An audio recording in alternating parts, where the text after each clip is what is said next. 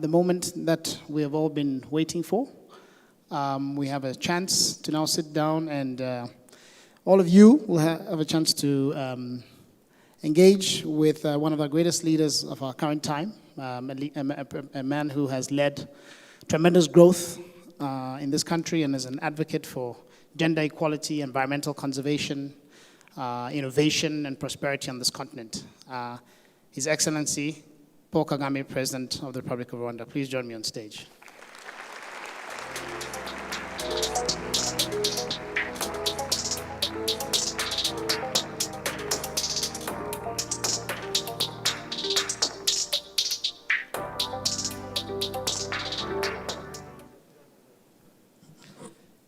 President Kagame, thank you so much for making the time to have this conversation with us today.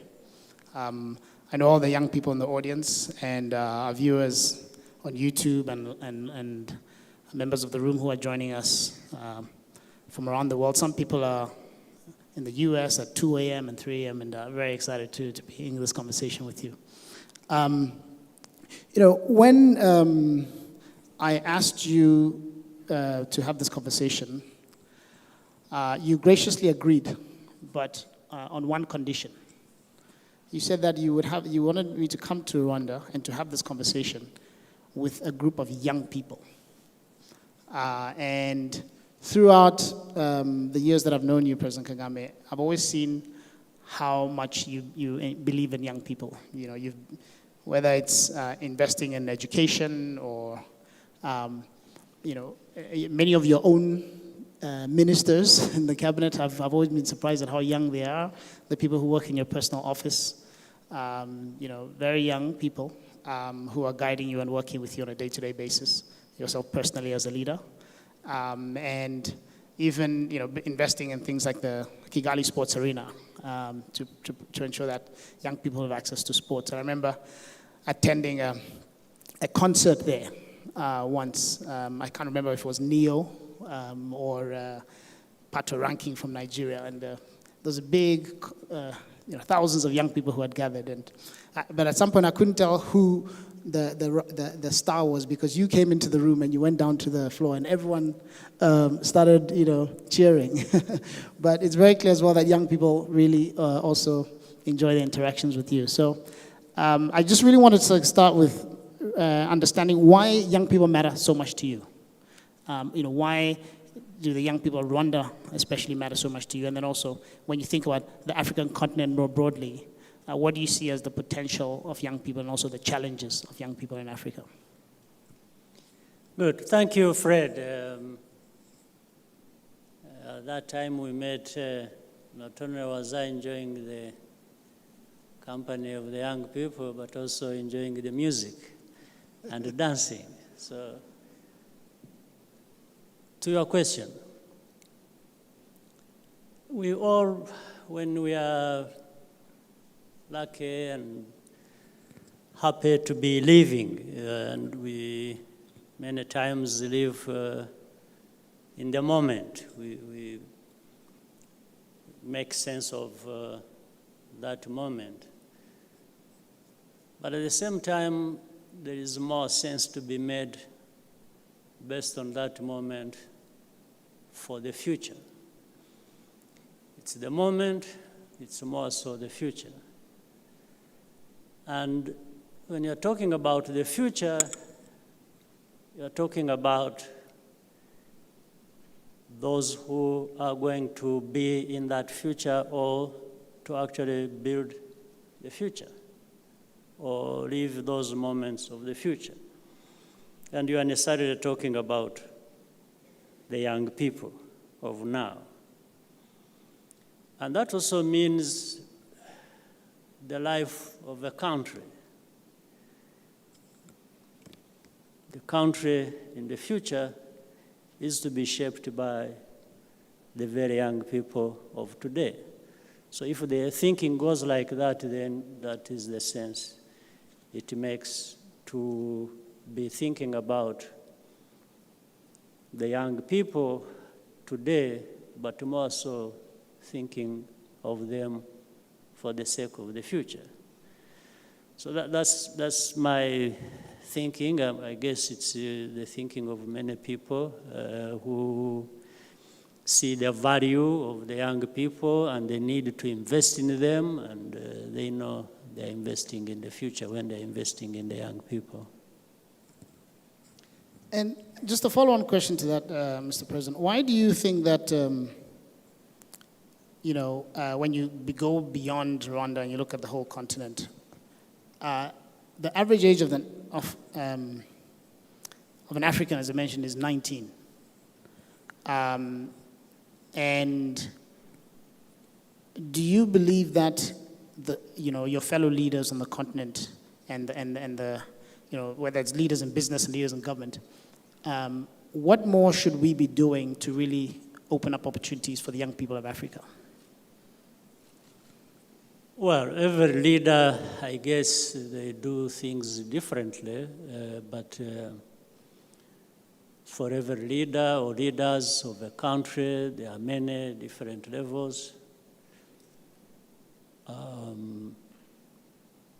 There are things you want to build that form a foundation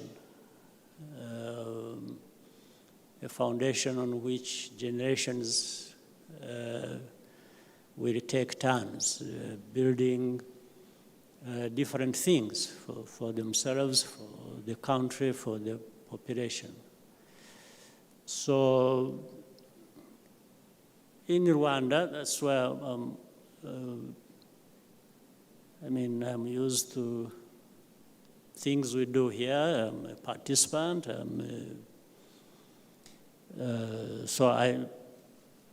We try to concentrate on investing in our young people, in technology on which they can build, or help them move forward, the infrastructure, the institutions that hold the population together. And so this, if you take just that as an example, I imagine that's what different societies, different countries try to do as well.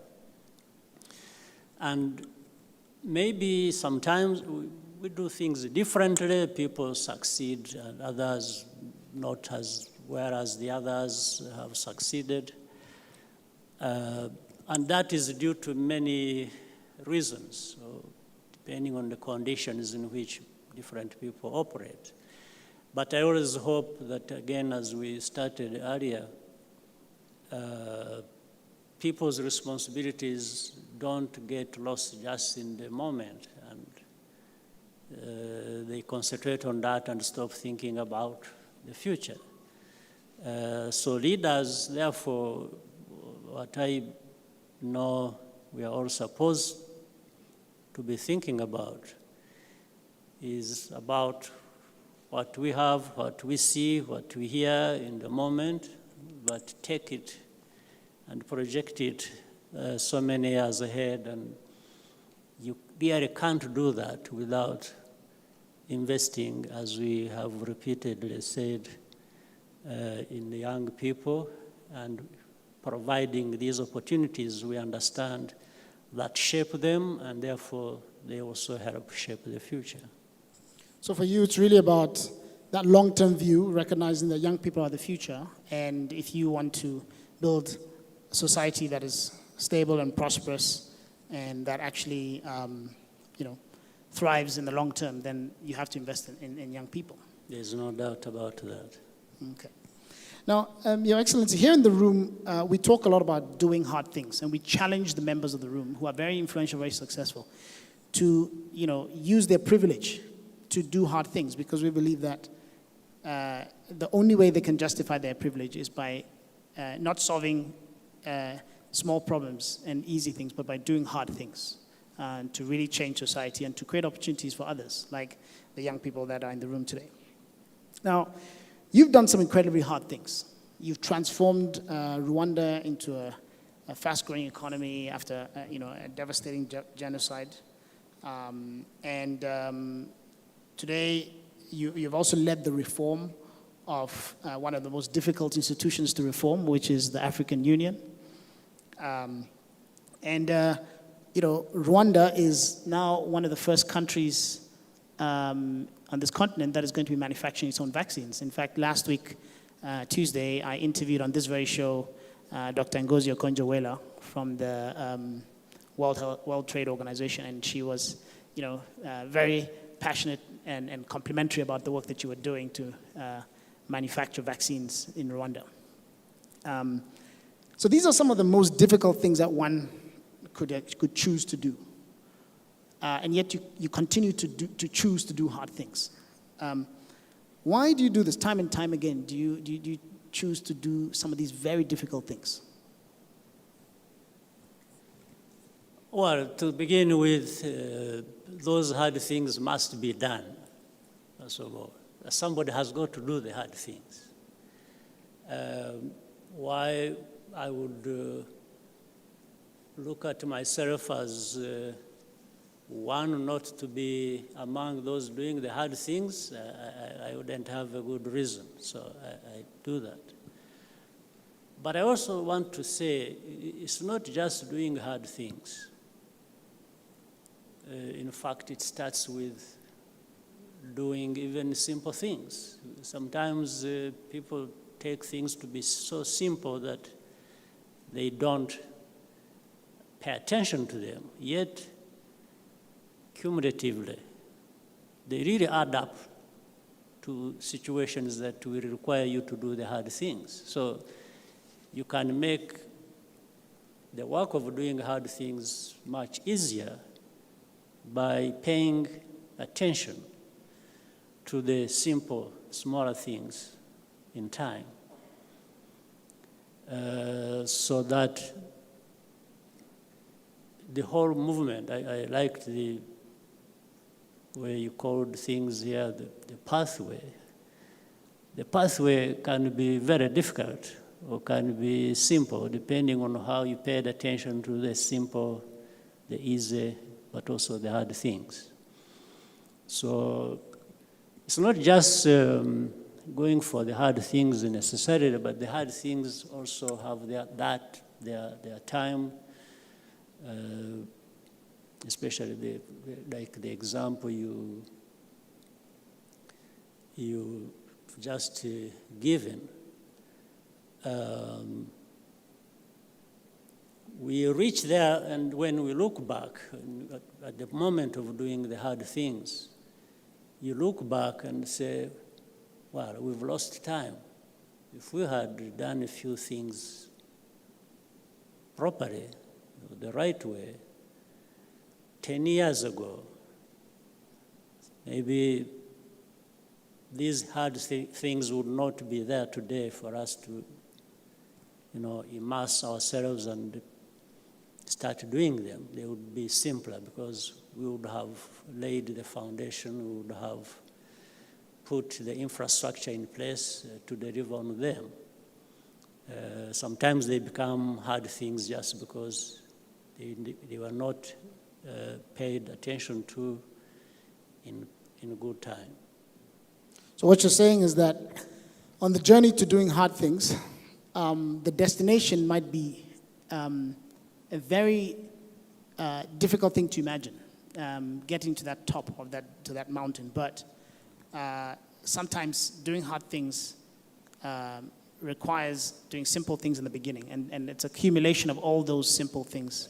Like the Chinese say, a journey of 1,000 miles begins with one step. Absolutely. Taking those small steps. Can you give us an example of a simple thing that others may have taken for granted, but that you thought was important and that you saw as a key ingredient or as a step towards achieving a much, much more difficult thing?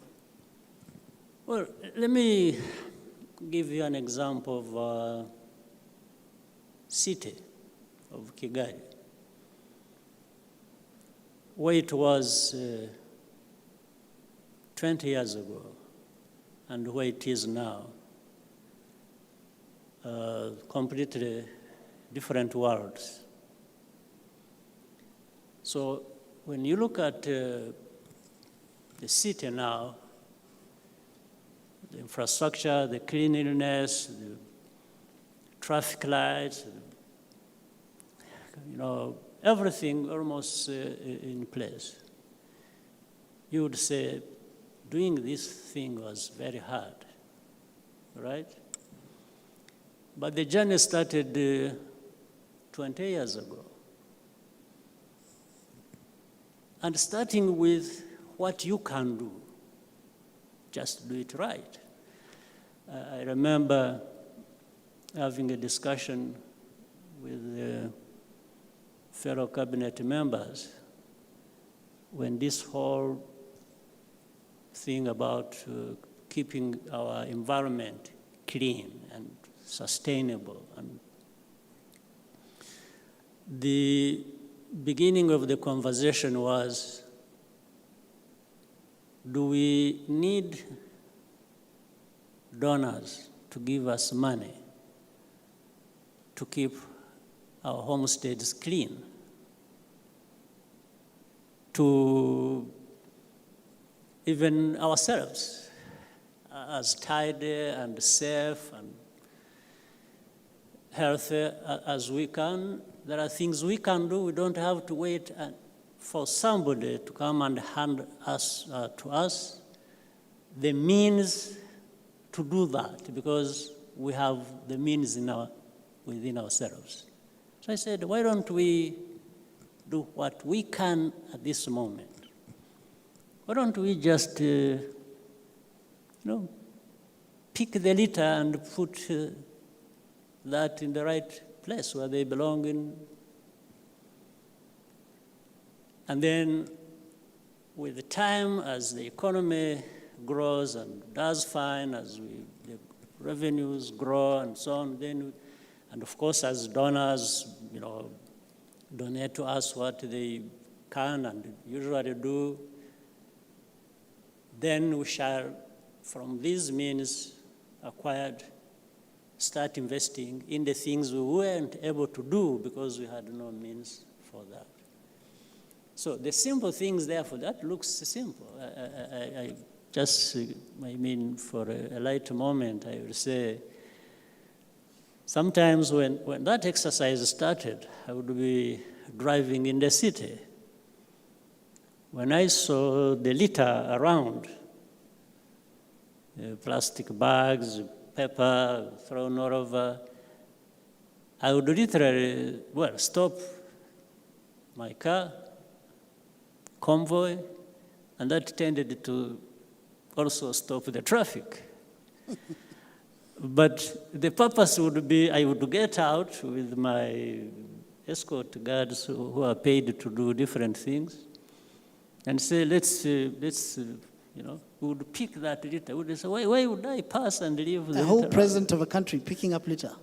Exactly. So,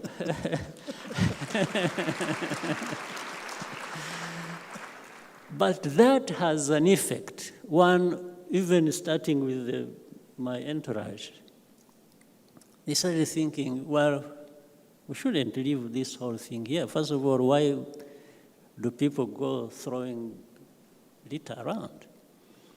And same time, the traffic that has come to a halt, because I think they would even start saying, what is this man up to? What's wrong with him?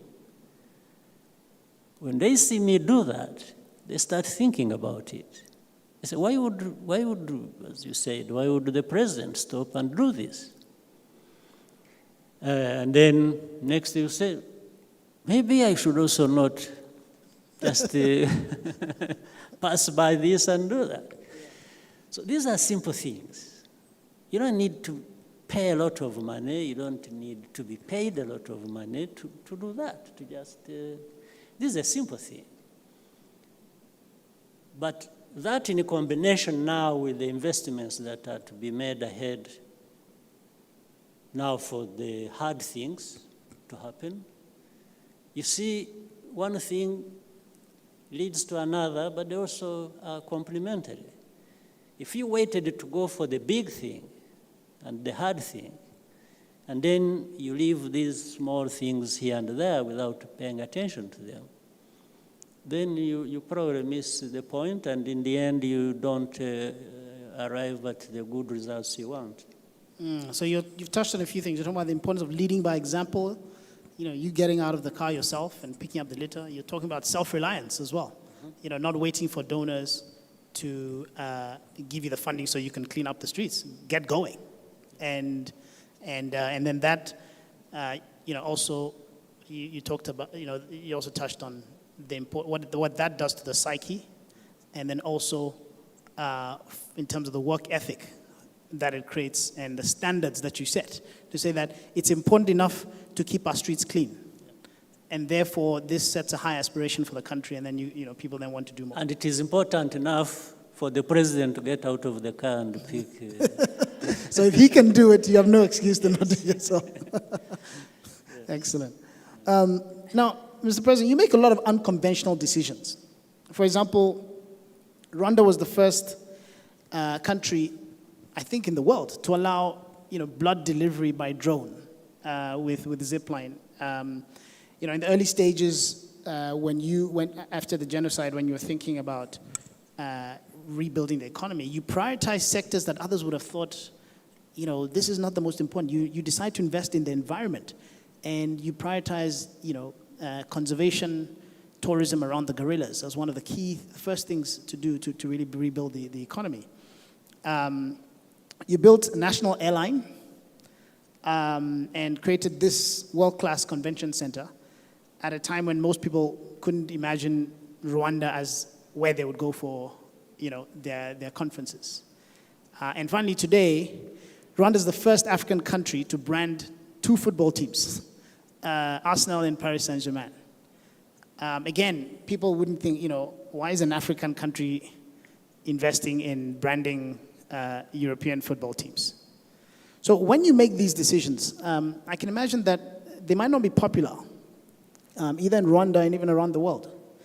What gives you the courage to make these decisions when others don't believe in what you're proposing? And how do you bring people along to achieve these great things?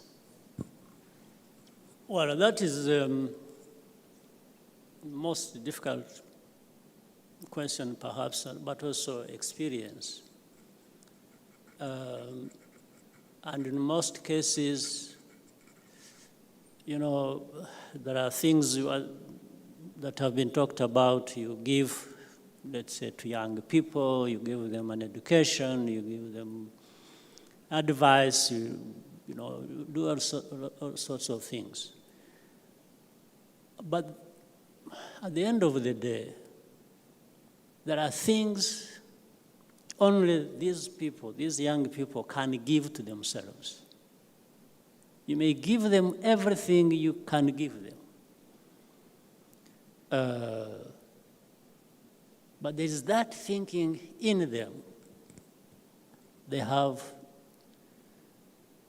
to undertake to say,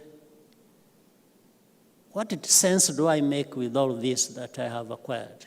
I have acquired education, I'm healthy, I've been advised, to be a leader. You don't become a leader or you don't develop a vision by just going to school. No. Somehow you build on what you have acquired, and then there's something that only you can give to yourself. And that is, what do you do with what you have? So let me go to the bigger question you raised. For example, when we arrived here, 94, the population, half of the population, a big part of it dead, a bigger part of it displaced, others in the old problems they had anyway, because this has been a poor country and feeding on what is given to us and so on and so forth. That is the story. So when we took over in 94, with all this devastation, you are challenged to say, where do I start from? What do I do? You have no means, you have no people. Even the people you have, everyone is just grieving and doesn't know where to start from. And everyone is, in the end, that's how actually people start blaming each other for their misery. It's like you think when you're having a problem, it's somebody else who caused it. And everybody thinks like that, and it goes around to the point that, but in a situation like that, you have to do some hard thinking. You talked about doing hard things. The hard thinking is, what do I do? How do I move on? Where do I start from? So you are challenged to think beyond what we are used to, because you might have, a textbook that tells you, to build an economy, to do this, you follow this path, you do this, you do that. It doesn't work in that time. It's not in the textbook? It just doesn't. Textbook is probably 10%. The rest is that hard thinking.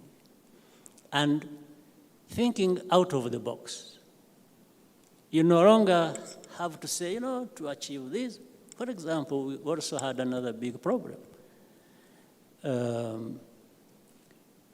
We had cases in the hundreds of thousands of people who have killed their fellow Rwandans. Forget about whether anybody had justification or that. No, let's put even that aside. You already have people. And in that situation, you're going to necessarily have those who have lost and are aggrieved, the perpetrators, and then there is trying to settle it the way they can. If somebody lost a family and is thinking the other one is the one responsible, they will not wait for the textbook justice. They want to go for that one and actually sort it out for themselves and say, you killed my brother, I'll kill yours, or you killed my father, I'll kill yours, and so on and so forth. And on that scale, the things were here. There was no rational thinking to an extent. Everyone was just affected by what they have seen, what they have experienced, what has happened to them, and so on and so forth. To the extent you look around for the textbook that can give you a pathway from that point to move on, you won't find it. Therefore, it is that I was talking about. It is that is in everyone that they can look up to and say, what do I do in this moment? My personal experience. People made contributions with the different experiences, and it all came together to give us what we were later to achieve. But mine was, first, for example, I was leading an army that fought and secured the country in the end. But those fighters I was with, many of them had lost their parents, their relatives, they were left alone. And you imagine this person who has been fighting for something to liberate their country and finds nothing about their family, stopping that person to take it upon themselves to deal with the matter the way they understand it is difficult. It has to be outside of the textbook or the conventional thinking. But we had to do that. We had to say, look, what we have done is much bigger than ourselves. We have secured our country. It's true and it makes sense, the way you are aggrieved, it's justified, and even what actions you can carry out may be actually justified in that sense. But if we allowed ourselves to be carried away and do that, which we think and which might be justified, what is going to be the end? It's just going to create a cycle of violence that will actually even consume the lives of those who are still living, all of us. So we've got to create a starting point, and the starting point is, let's try and live with our pain and manage it, and then create space for a movement forward, create stability, create a sense of security, and start building what we can build in terms of institutions, and then we can look back and start delivering what we were not able to deliver at the beginning. You know what developed, like in terms of justice, Gacaca and so on. Gacaca, it was just soul-searching. Because you knew if you had to take hundreds of thousands of cases to court. Which courts? First of all, the courts weren't there.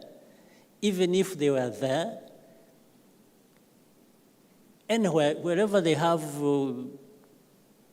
working courts and a lot of capacity, even if you said, please come and help me try these cases, they would not manage. It would take hundreds of years to do that. But we can't wait for hundreds of years to live our lives of the moment. So we had to keep finding ways out of the conventional methods that we know, so that's really how we were more or less, other than even the fact that originally we set out to liberate our country. Therefore, we had a mission we understood very well, and we knew it had a lot of problems, but not as difficult or as many problems as we later on came to meet. So using that background and at the same time challenging ourselves to how we can deal with new situations that we cannot find examples of anywhere to address, and that we ourselves were the ones to deal with that. So that challenge that was, we were really pressure cooked. It's like we had to find a way of surviving that, and that delivered in many ways for us. It had to take some rational thinking to get out of that and apply different means that people may not be used to, whether ourselves or others who saw it from outside, but managed to come out like that. So I cannot say there is any magic that was here applied. It's what is possible with the people. We did what is possible. If, as human beings, our story tells two parts here. One part about human beings is how destructive, even self-destructive we can be. But on the other side, part of our story, which is one we are living today and interesting, is also how human beings can reach within themselves to do the very things that in the end may look like a miracle. So it's all human beings.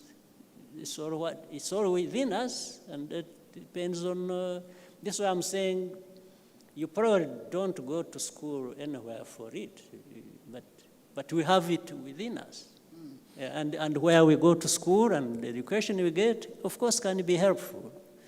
It informs you more, better, but there is that part that only we and others can do for themselves. So you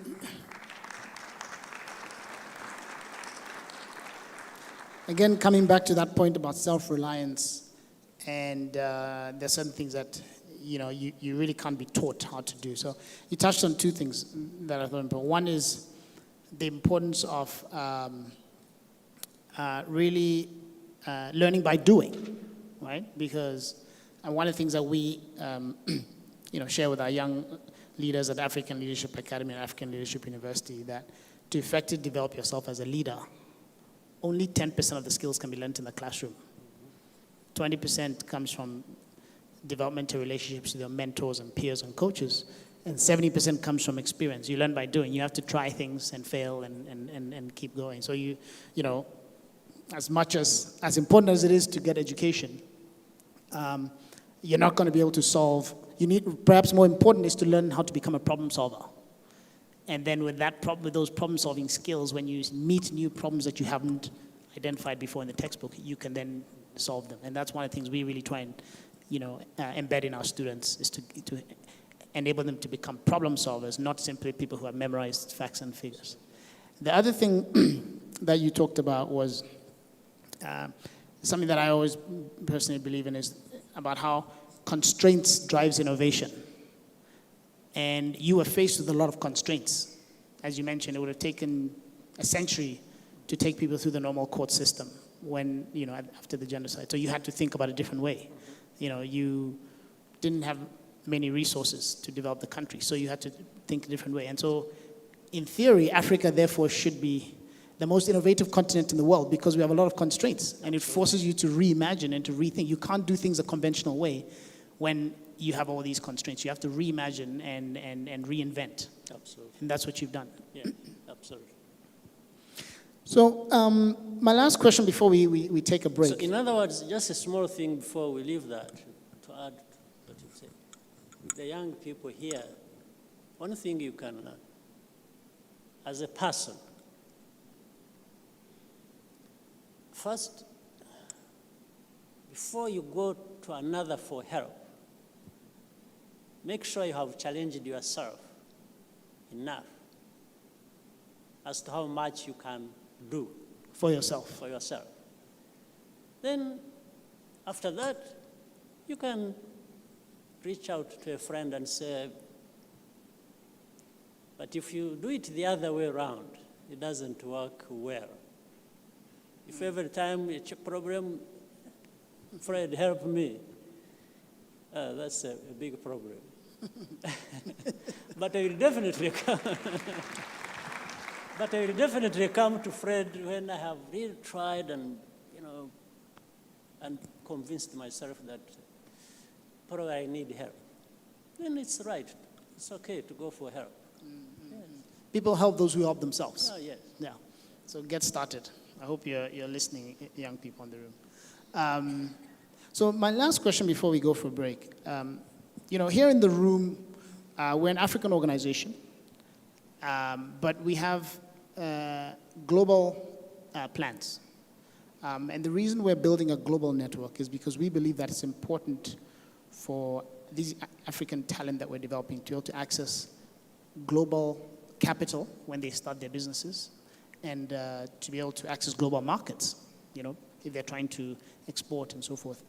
And also one thing that COVID has made possible is that now it's possible to work globally without the brain drain. You can be sitting in Rwanda as a software engineer working for Siemens in Germany. You can be a designer in Nigeria working for Zara in Spain. And today, COVID has actually made companies a lot more open to hiring talent around the world. So we thought that we need to build a global platform and let the world know that we have top talent in that platform. And that allows us to export African talent, but without the brain drain, and to really create opportunities for young people on a global scale. Now, I've seen you engage a lot on the global stage as well. I remember in 2019, when we still used to travel, I went to San Francisco, and I went to the headquarters of Facebook. And they said, oh, President Kagame was here last week. And then I flew to New York, and I met up with a friend and an investor, Matt Harris. I think you know him. And he said, oh, I just hosted President Kagame for a dinner. And we've met several times at the Milken Summit in Los Angeles and so forth. So you clearly engage globally, but yet you're proudly African. So why is it so important for you to engage on the global stage, and how have you leveraged those global relationships to drive Rwanda's progress and development? By the way, I should have done that earlier. I have done it before anyway. Let me thank you for, Fred, thank you for being the idea behind this African Leadership University. It's really Pan-African.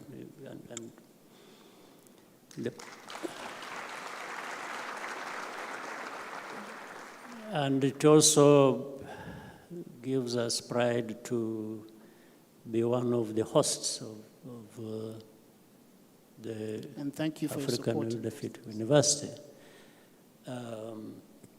So, you see, there is a lot of work to do here in Africa.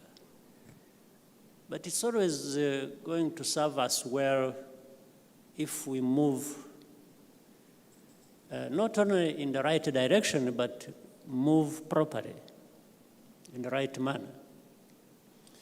The right manner, is there are things we need to address here in Africa ourselves. We have the talent, the young people, the numbers speak for themselves. In comparison, you said Italia with the rest of the world. So we have to be organized.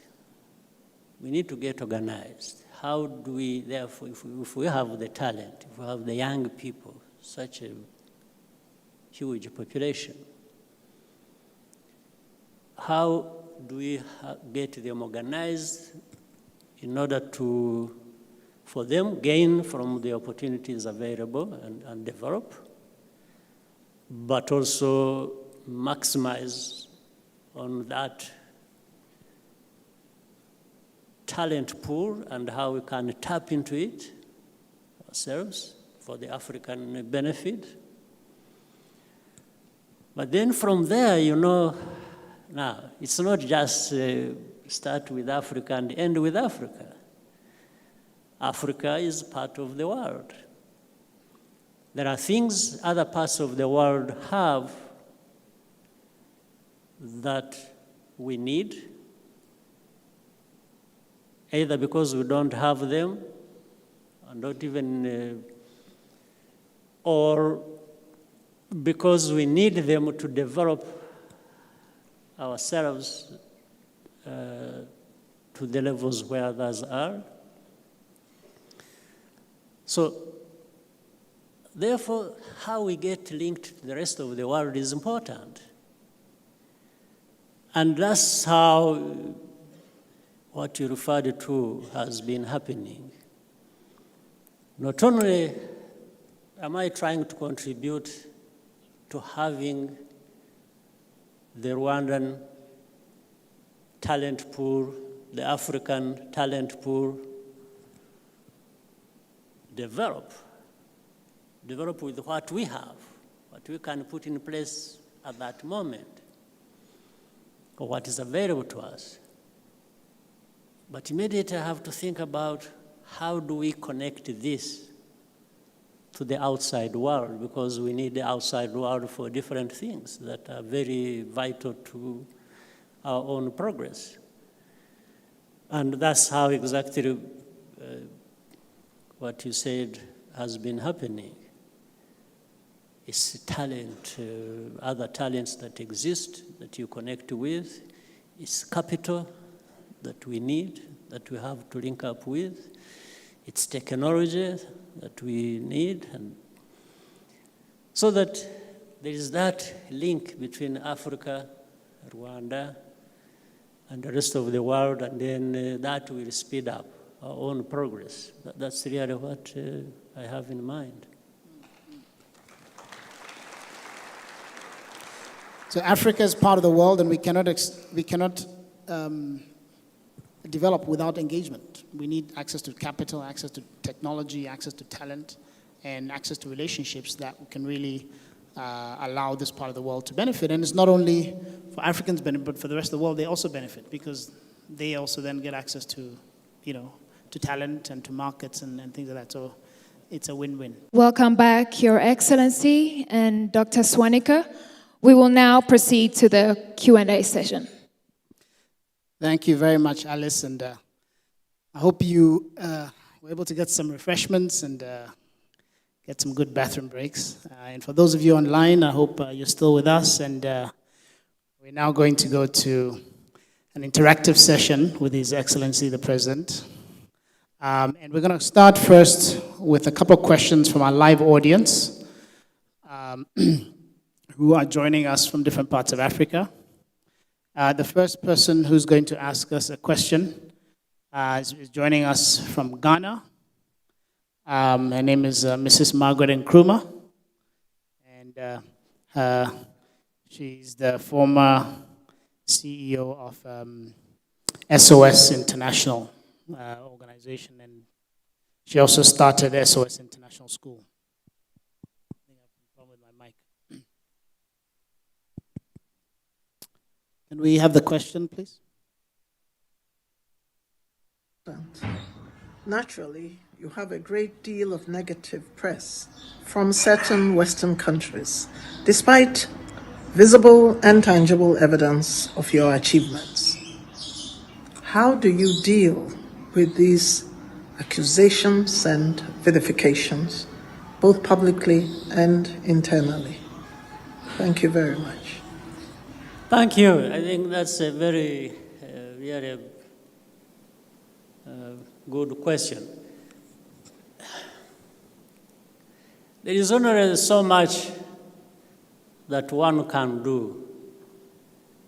And you, at least from my perspective, you always try to do what you can do and do the right thing and do it the right way. So the negative press from especially the Western world, it's not new. It has been there for the last 27 years, really, since 94, I remember. So there is not much I can do about it, or any of us can do about it here in Rwanda, because yes, it is from the other end. That's how they see things. Whether correctly or not, that's how they, or maybe that's how they want to see things. There's how you see things, but there's also how you want to see things. I think in this case, maybe it is both. But so from the other side, ourselves, there is no way I can change easily how someone wants to see me or sees me from their own perspective. Sometimes they must be looking at us through the lenses of their own, where they come from, where things really might be different from our own. So there are ways, maybe one can. The first thing that comes to my mind, what needs, what we can do in Rwanda, is take stock of what the press is saying. And try to analyze it and say, well, is this thing right about us? Or maybe it's wrong. Or does it have a basis? Or maybe you may learn something and it may help you to correct something you can correct. If you really discover maybe they make sense. So that's where we concentrate. First, what we do in Rwanda and what we've tried to do for so many years now is really our business. We think what we do is our business before it becomes somebody else's business. And we do it for ourselves, and we try to do it the best way we can because we are the ones who benefit from it or lose from that if we do wrong things. So that interaction between what perception is about you from outside and what you think is right for you to do for yourselves, really, I think, may help lead even to getting things better. But the concentration should be more on doing what you think is the right thing for you. So that's why we concentrate. We concentrate on saying whatever angle they attack from, criticize and insult and do things and misrepresent us, and we still want to look at, could there be something maybe we need to pay attention to and bring it back to what we all along have been trying to do for ourselves, and then see if it can improve us on many things or one thing or another, and then we move along. That's the only option we have really to deal with that. Otherwise, it will take a very long time for me to go into details of what I think about that. So I just maybe confine myself to these few important remarks I've made. But we also know we have to deal with the world that, and here this is Africa, this is Rwanda, there is,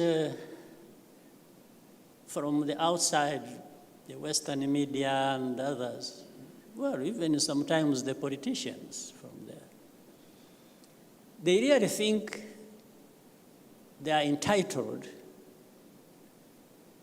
to present us as they want us to be, not as we want ourselves to be.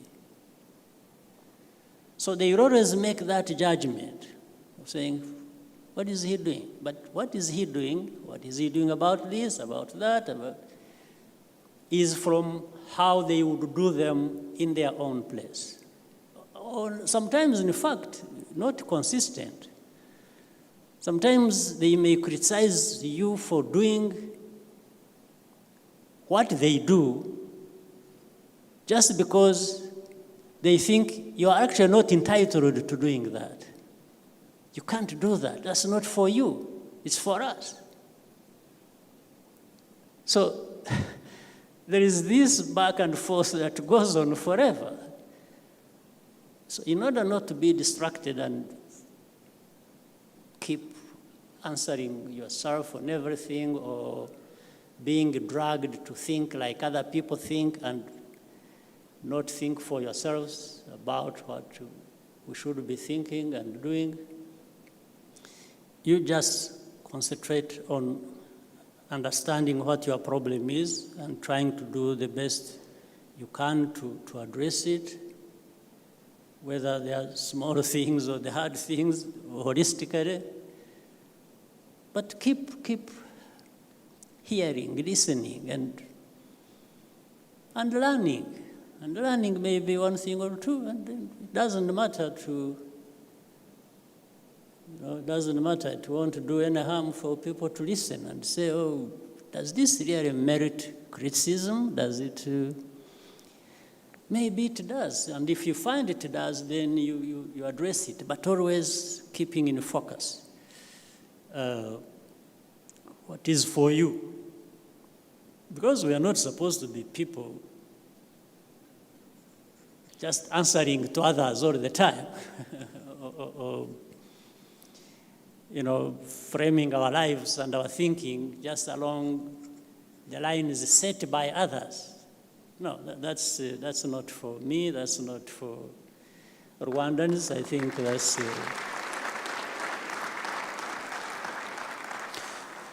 So you're saying you don't ignore the criticism. You listen to it. You see what's what is valid, and what you might learn from it, and how you might improve some things.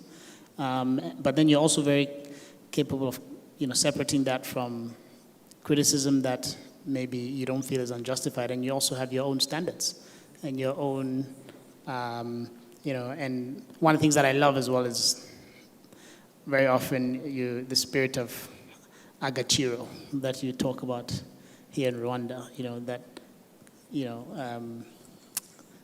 believing in ourselves and self-sustenance, and I think that's a wonderful spirit that others in Africa can also borrow. Okay, our next question comes from another member of the room, and his name is Ken Njoroge. He's joining us from Nairobi, Kenya. Good afternoon, Mr. President. My name is Ken Njoroge. I'm an entrepreneur based in Nairobi, Kenya. Over the last 18 years, I co-founded and built a fintech company that expanded across Africa. We have 18 offices across Africa, serving 35 countries. We employ about 450 people. About 90% of them are young people between 25 and 30. We've been a proud member of the room and a good partner to the AL group. We sponsored 6 students throughout the university program. Recently, we took another 6 in a graduate management program. The plan is to hire about 6 to 10 ALU students from the different campuses, Mauritius and the campus in Kigali. I have been a fan and a big follower of your leadership journey over the last 3 decades, from the early days of the liberation struggle to the current social and economic transformation of Rwanda. When I look at that journey, I see hope for the continent. And my question to you, Your Excellency, is what will Africa and Africans need to do over the next 2, 3, or 4 decades to be able to mirror the kind of growth and transformation that Rwanda has, and for Africa to earn its place in the global stage? Thank you, sir. Well, thank you for your remarks. And first, the conversation that we have had here was about different growth paths we see in Africa or can take in different parts of our continent. And so I guess the problems of Africa, Rwanda's, and where we have come from, we need, one, to understand that business should not be as usual. And we must, because there are comparisons to make. You look back in history, and then where we were 40 years ago, now we are talking about 40 years ahead, and see where others were at that time that were maybe equivalent in terms of the standing in socio-economic development.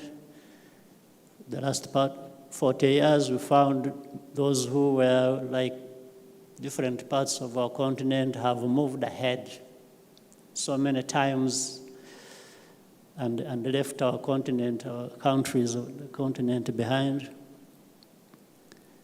Or even where we were at that time, we have declined instead of. At the same time, like in Njoroge again, like he has just explained what he's doing, what he's able to do, and that means we actually can do certain things. We are able to do a number of things that contribute to raising our economies to the social economic development to a much higher level than where we are now. So maybe we need to be a little bit better organized on our continent and be deliberate and treat what we are doing with a sense of urgency, that there is a serious problem we have to address, not just for individuals. Individuals on our continent, many of them solve their problems. They are well-to-do, they've been educated, they do business, they're entrepreneurs, they're innovators. So at individual levels, we are doing fine. No, but here we are talking about now, well, but that's also a small number. It shouldn't be exaggerated compared to the rest. If you are looking at the whole population of our continent, which is now getting over 1.2 billion people. So now the others, let's say the 80% of that population, and then the countries of our continent that should serve our own people. There has been, of course, in the past, this migration from rural to urban areas, which has both sides. It's a very good side of it.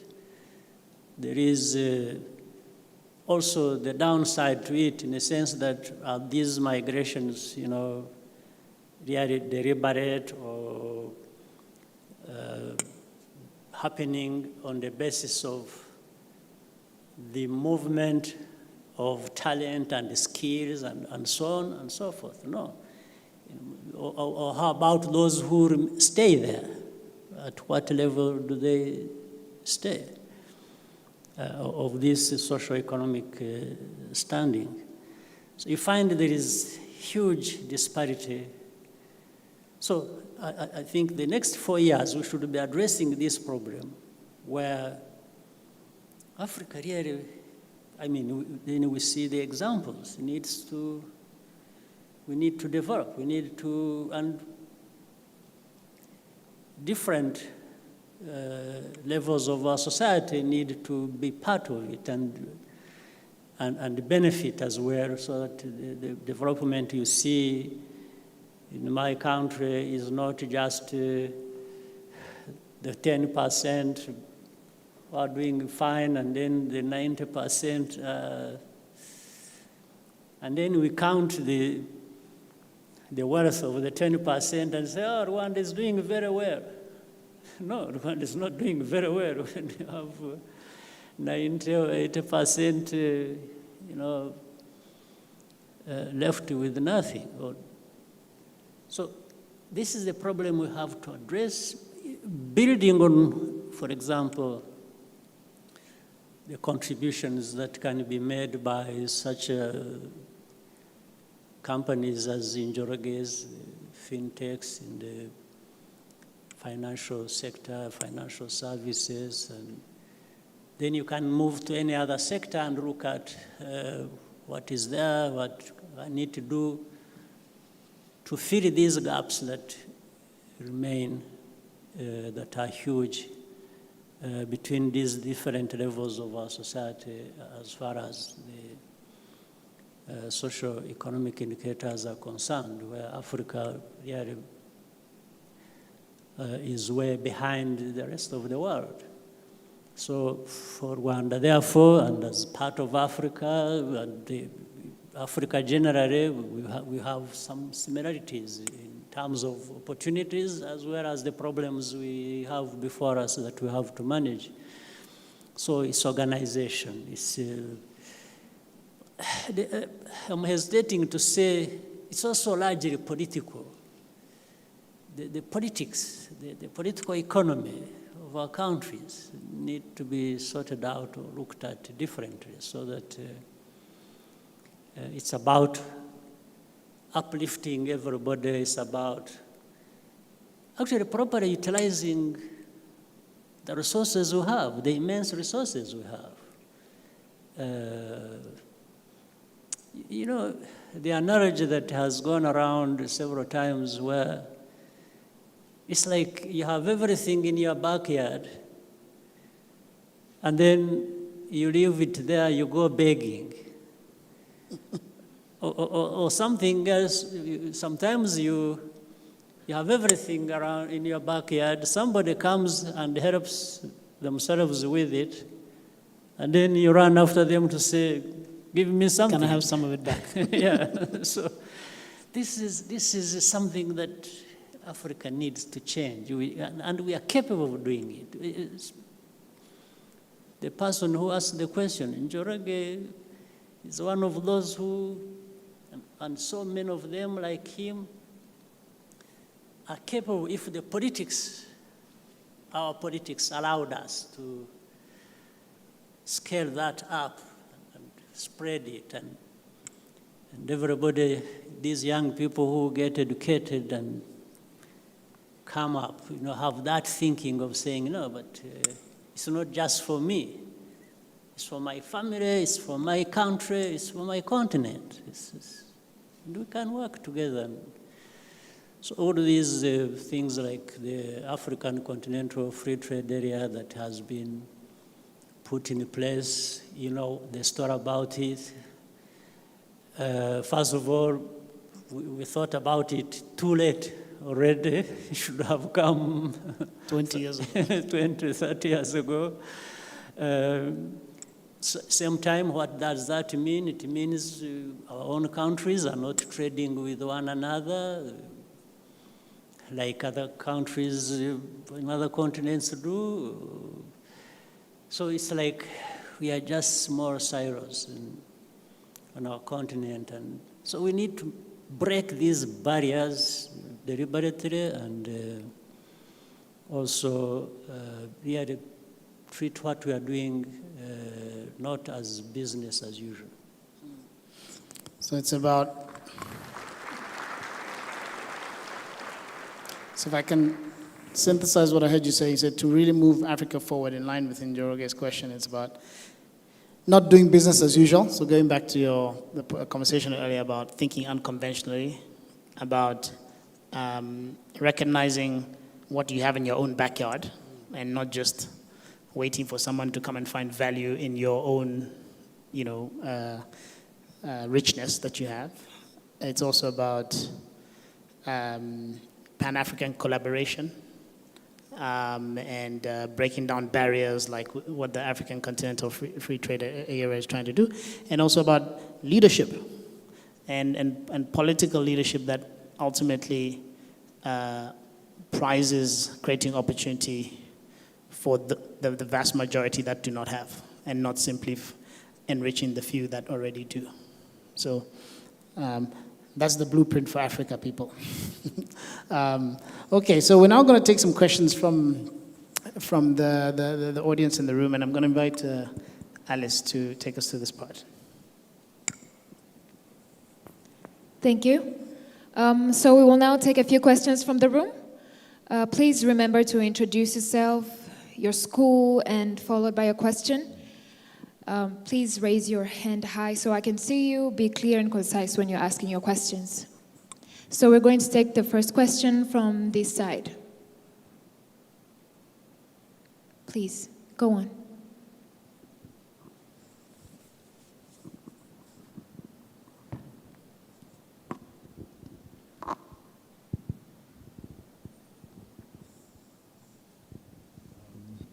Good afternoon again, Your Excellency. My name is Joel Twagireyezu, and I'm from the African Leadership University. pursuing international business and trade in my third year. My question goes, after the Liberation War in 1994, you had a mindset of saying, let's work together, let's put aside vengeance, and you had to also work with people who were in the government of the overseer of the genocide against the Tutsi in 1994. So I wanted to know, what was the mindset as one of the person who were affected directly or indirectly by the genocide against the Tutsi in 1994?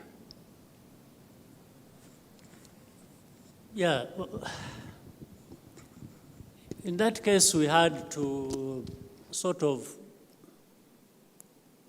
put aside a little bit our personal grievances that actually rose to the national level because there were so many involved. But for a reason of reality, that there is nothing you could do at that moment or even any other moment to reverse what happened. You could only manage it and try to come out fine in the circumstances, but you couldn't, as a country, we are not going to be able to recover what we lost. We lost people and there was no way of returning them. So,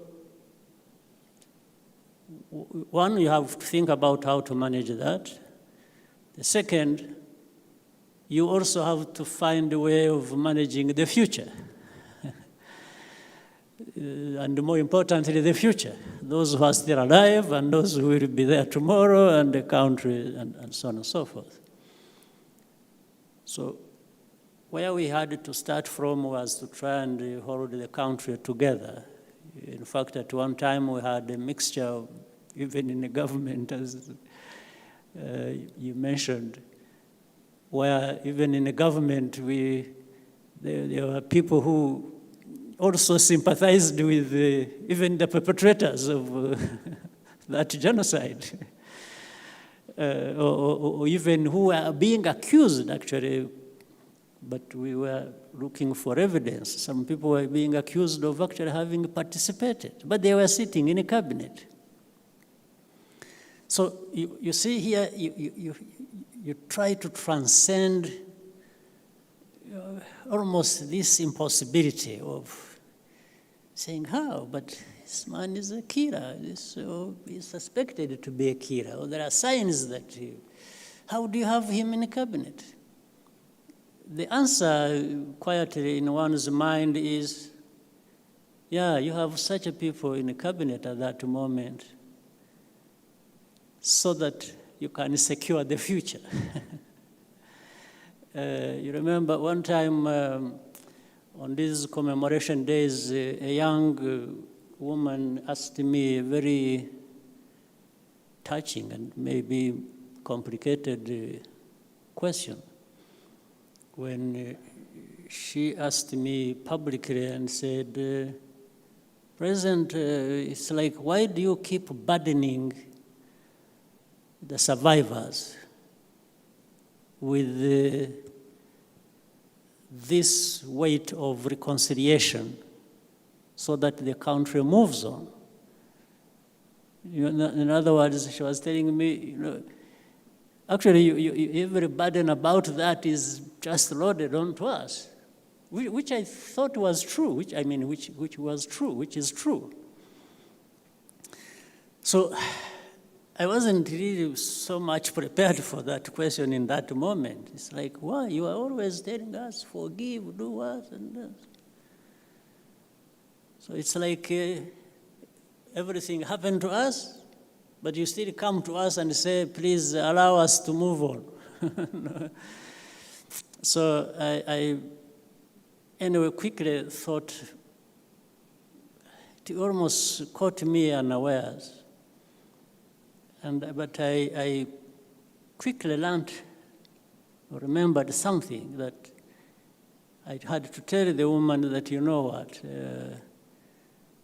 we burden you with all this responsibility and the weight of everything. because you are the ones who have something to give.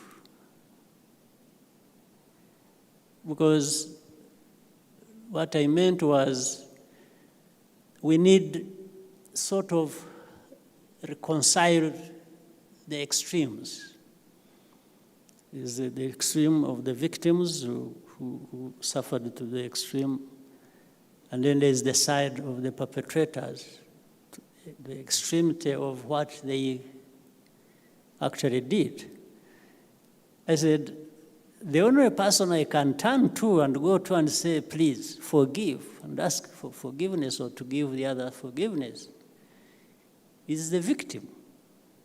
I can't go to the perpetrator and say what? If you went to the perpetrator, what do you ask him to do? Just say, oh, don't kill again next time, you see. No, this is not an issue to beg from somebody. Just if you were thinking of doing it again, you need to be put in the right place. So, therefore, the burden ended up being on the side of the victims because they are the ones who had something to offer, to give to society, and that is something very difficult, to go beyond your pain and provide something that can help address the stability of our country for the future. For the perpetrators, there is little or nothing to be able to, you can't just go begging them to be better citizens next time. No, that's not. So, what was on our mind were all these things, the complexities of our society, of what happened, and how to get out of it. So one way was to have these people represented even in the cabinet. Yes, and say, okay. And then allow time, to deliver also on some of the means and the capacities to be able to address the many grievances we couldn't address because we do not have means or institutions to take care of that. So that's what happened.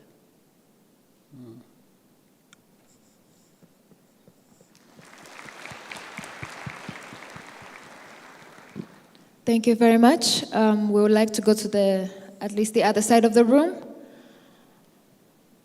Yes, please, at the top. Down there, a little bit. On. They are in the room.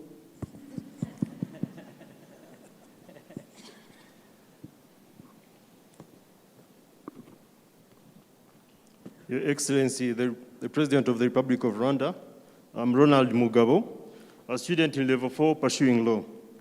I'm currently the Guild President of University of Rwanda Way Campus and the Guild President of University of Rwanda. I'm very thankful to the President's Office, which gave me this opportunity of meeting my role model of today. So I have a question. For my sake, I'm going to be specific to my university, because there is a problem we have. There is a problem of agriculture. Agriculture is contributing out of the country's economy. But students from masters from University of Rwanda, College of Agriculture, Animal Sciences, and Veterinary Medicine, programs of crop science, agribusiness, agroforestry, soil management, and animal production. After being enrolled to master's programs, they are facing a problem of lack of tuition fees and living allowance from 2009. As before, and some other programs, they are being catered off and they are being given those scholarships and bursaries. So, Your Excellency, we request, if it would be possible, you can take part in that situation and you see if those students can be facilitated also. The other question we have, we're encountering, there is a problem of these new campuses you're having. There is Rusizi campus. Thank you very much. Can we just have one question? You Okay, can thanks answer a that lot. one first. Thank you. Anyway, the only thing I can promise and say about that is I have no problem working with those responsible to look into the matter and come out with the best thing we can do for the well-being of the students or even the faculty or the university. So on that one, I can promise you, I'm sure those responsible might be here listening. So we'll take it forward and see what we can do to address the problem.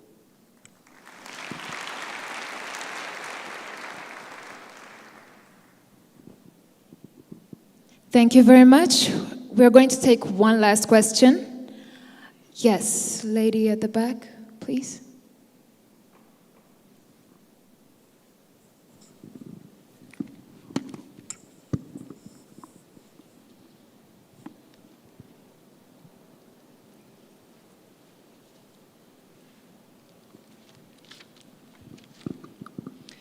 Thank you so much, Your Excellency, President Paul Kagame, Dr. Swaniker. My name is Martina Abera Kawagambe. I'm currently a third-year student at the African Leadership University pursuing global challenges. In 1994, after the liberation struggle in Rwanda, a lot of people were scared, those inside the country and outside the country, and they were expecting a lot of chaos and havoc. But that was not the case. This country saw and experienced reconciliation and were given and provided hope for a better tomorrow. Now, currently, in this African continent, different countries are experiencing coups and chaotic changes or shifts in their leadership or governments. Now, my question goes to you, Your Excellency, President Paul Kagame. I would like to ask you, what is the ingredient for a smooth transition that leads to a positive transformation that is also inclusive? Thank you.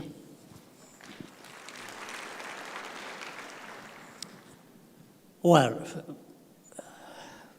you remember, I was going to say 94 to maybe 99.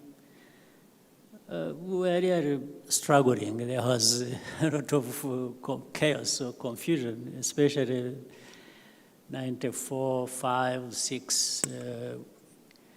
Things were not as good as they are today. So we had our own share of that situation of chaos and confusion. The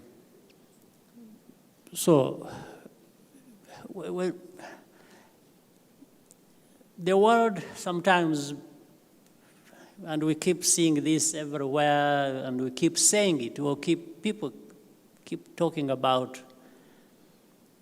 learning lessons. This is something that is common everywhere in the world. They say, we learn from lessons, learning lessons. It is the UN, it's the country X, you learn lessons. Actually, the world and the countries don't learn lessons. They just end up, and you wonder why.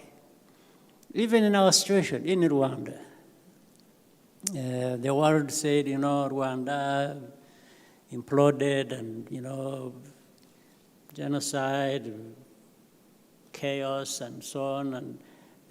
And you had the UN here, and you had other people, even countries from outside. But still, bad things happened. Terrible things happened. They happened at the time they were here, from the beginning, the terrible things, or problems of managing the chaos continued, and the countries were here. And then every time there is that discussion, for sometimes academic debate purposes, wherever they say, lessons from here, lessons from Rwanda about this. But these lessons don't serve anyone, it seems, because people just end up. So we learned our lessons. There's no question about it. Maybe enough, maybe not enough, but what we learned was to pick our pieces from this tragedy we had in our history, try mold something out of it, a country that came back to be Rwanda and then move forward. And in doing that, and based on the lessons learned, was to be inclusive, to bring in everybody. This is why earlier we were talking about sometimes bringing even into cabinet people whose backgrounds were questionable. But doing it deliberately so that you give time for hearing or for finding the means to deal with the situations that you are not able to deal with at that moment. And also maybe give an opportunity to this person either to defend themselves or to be better people in the future. So it's about doing everything you can to try and bring these pieces together and for the better future. So now, about the rest of other parts of our continent. If people learned lessons, maybe some of those things could be avoided. I won't have to name names or anything. I'll be careful not to do that because I don't want to be the problem. The problem is already there, so I don't want to be to be used as an excuse now to be the problem. But you find what leads to some of the coups, maybe not all the coups, but the coups will come out of discontent, political discontent. And in fact, unfortunately, all these things about coups or sometimes when where they have not happened, where you could actually say, this situation even it deserves a coup. You see, but it doesn't happen. But it happens amongst the elites, the ruling elites. The ordinary people who are the majority, the ones we serve, the ones even that elect us to serve in office and so on. Sometimes they really have no say because, or many times, there are situations where they have no say. Even when they go for elections, they elect Fred, and the winner is Kagame, is Paul, not Fred. So somehow, Paul, who has been in power, when it is Fred, he said, no. He uses the means of government to make sure that Fred does not go through. And so Kagame stays on the basis of the political power I have in my hands or the military control I have, and so on and so forth. So, in a way, the conflict is remains between Fred and Kagame. The ordinary people who were involved to elect their leaders will just go back home and go to their farms and wait for another call for elections after 4 or 5 years, or doesn't matter how many. So, when situations are like this, sometimes people get tired of Kagame manipulating, and there have been so many attempts, and maybe actually Fred might win several times, might stand for in different elections 3 times winning, but the results are in my favor because I can still twist them in my favor. Now, in between, and this is a question all of us can think about and have their say on. When you have these so-called elections that have gone on and the wrong person winning, suppose some parts of the country, let's say the army, which really should not even be, which should not be part of the politics, but which I used in my favor because I was the president and involved them in the politics. Suppose the part of it actually carried out a coup. We have found ourselves, now the problem here again is sometimes they may not carry out a coup in favor of the person who actually won elections. And say, you see, we followed, we knew you cheated, you didn't win, it's Fred who won, so we take over and give it to Fred. No. They take over and take it themselves. So you have three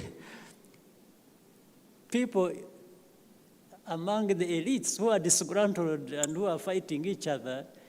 It's me, it's Fred, and it's the army, the part of the army. As you see, this really does not involve adequately the people we lied to and said they are going to choose their leaders. But this takes me to another point. So in this case, if the coup happened, we have now gone to a point where we ask ourselves, is it a bad coup or is it a good coup? Originally, all coups are supposed to be bad, isn't it? Yes, coup d'etats have no place ordinarily in our society or in our politics. The army should stay out of politics and that's what we know, and that's the ideal situation we know. But then we have started having these realities where, in politics, then comes corruption, then comes nepotism, then comes all kinds of things.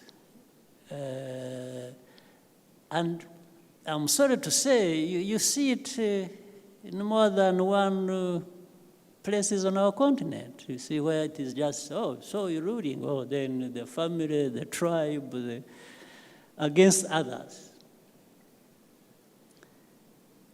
This is not good politics. This can lead to anything.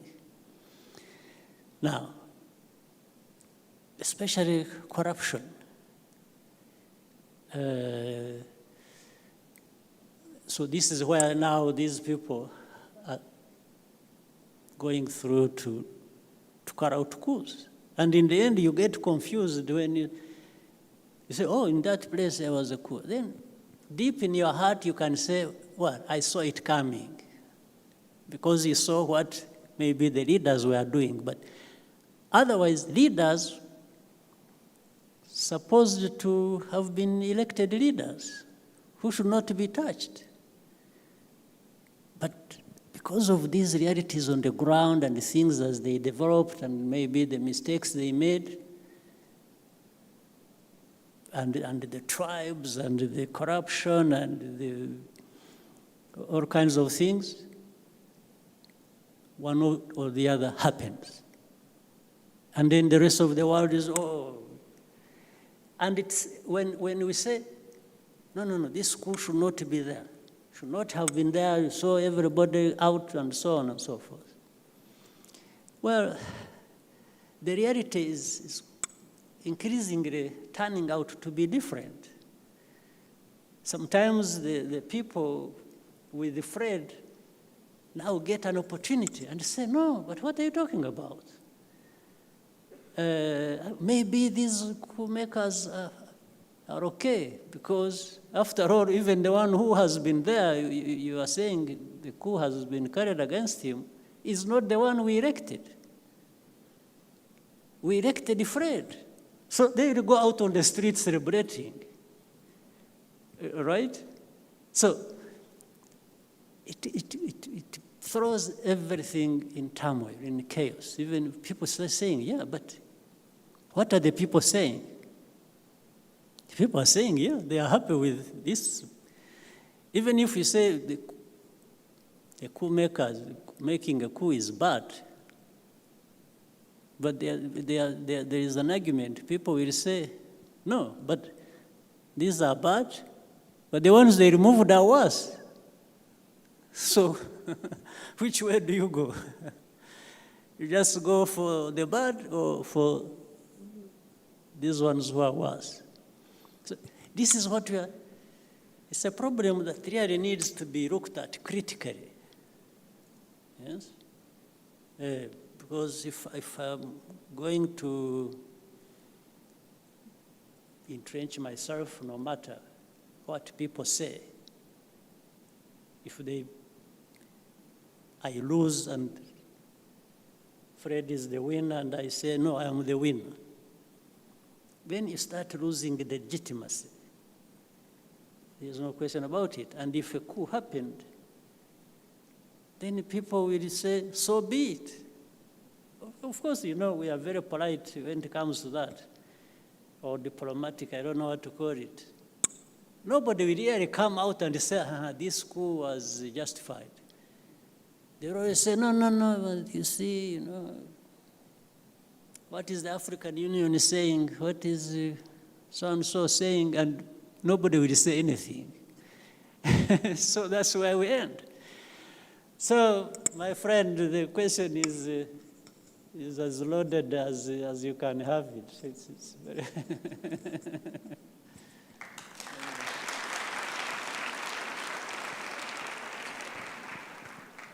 Thank you so much for these questions. I'll now hand over the floor back to Dr. Swaniker for the firework.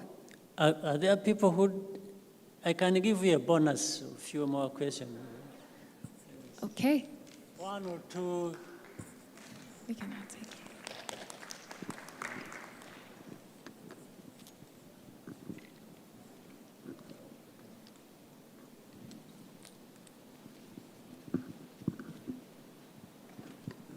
Thank you, Your Excellency. My name is Dianwa Mahoro. I'm a student at the University of Rwanda, Huye campus. Just be short to the point, and then somebody else, and then we cover 3 instead of 1 in the same time. Thank you. My question is, we have seen our country trying its best to deal with the pandemic, the COVID-19 pandemic, and we have also seen the government doing its part. Then my question is, then what do we need to do as youth? As young people, we have been hearing saying that we have to be doing big things and also taking care of the small things for the attention. Then what do we need to do, be it now, be it the Rwandans and the Africans at large? Thank you. Right. So young people, first and foremost, take care of yourselves. That's number 1. As much as you can. Like you are putting on the mask and, keep your hands clean, don't go into congested areas. I know you have given up being in nightclubs or other places.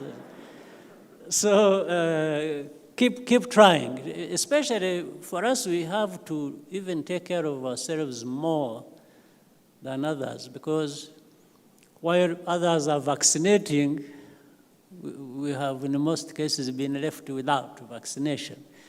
So the vaccine has its own protection it gives to people. So that one we have lacked largely. So we use all other methods science tells us to try and protect ourselves. So please start with that. The second is, ourselves really means each other. Don't don't protect yourself and think it ends there. No. Protect the one next to you as well.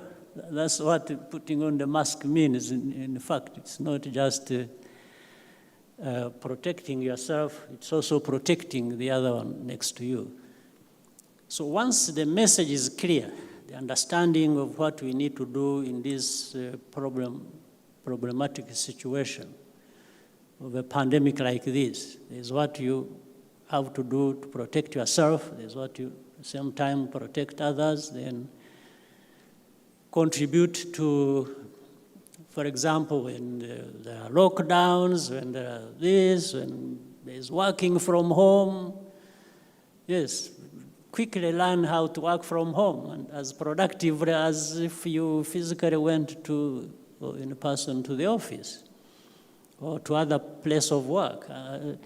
So there are these limits that are set.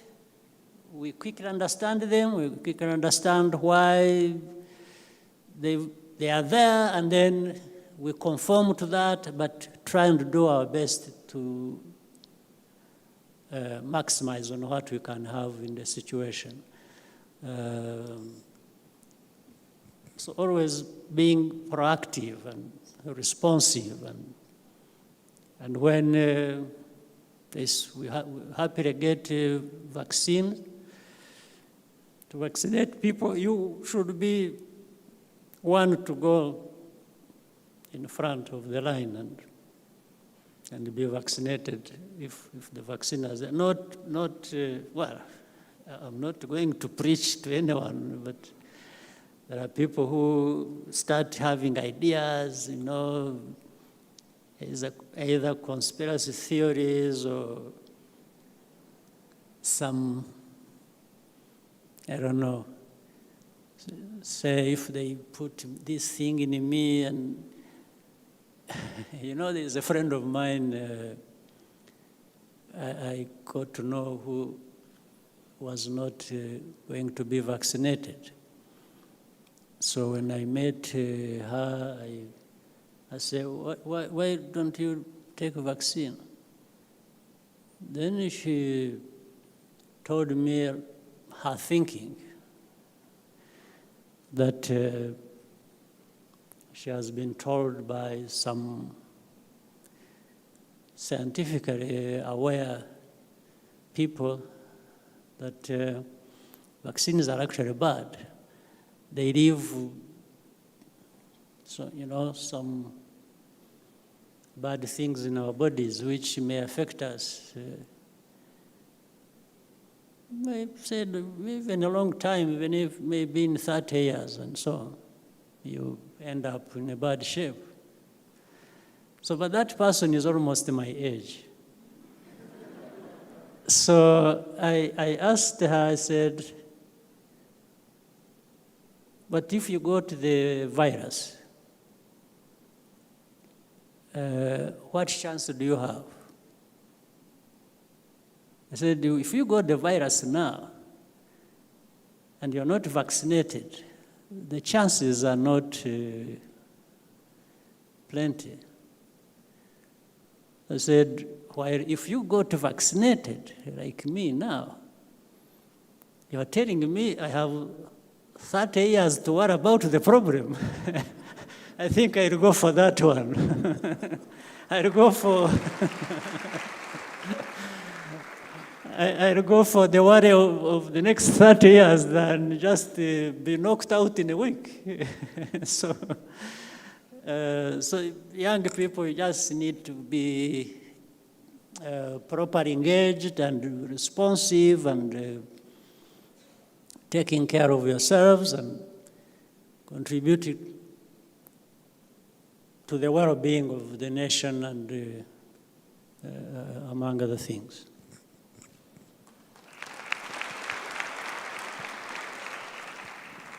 We'll go to the other side of the room, please. My name is James Abrahams. I'm a Kenyan from Kigali Independent University. My question is touching on the integration in East Africa, basically, and the promulgation of the African Continental Free Trade Area. As young people here today, we are gathered to get your knowledge on this. And in your experience as the former chair for the East African community, what are some of the areas in which we are not performing to the best of our ability that can help us integrate better and do trade with each other? Basically, yes. Thank you. Yeah. Good. You start from home. Let's say, even here, before you cross the border to anywhere, just make sure that we, as a system, as a country, we are trying to do the best. We are productive, we are working with each other, we are building capacity to compete in the marketplace on anything. Start with that. And second, yes, look for opportunity beyond your borders, because there is a lot more in actual fact. So the continental free trade area on our continent was created so that there can be this free movement of people, of goods, of services, and so on. So broadening not only the market, but of course for the sake of those who are serving or working in it. So that should be the thinking, and everything else will be coming straight to you. Hey, what are you doing internally here? What are we doing? What are we building? How competitive are we here? Even satisfy our market, and then work beyond that market, small market of Rwanda, to neighbors. And so I'm sure the same thing is happening with others, cross borders, from the other side of the border. People want to come and do business with you and invest with you.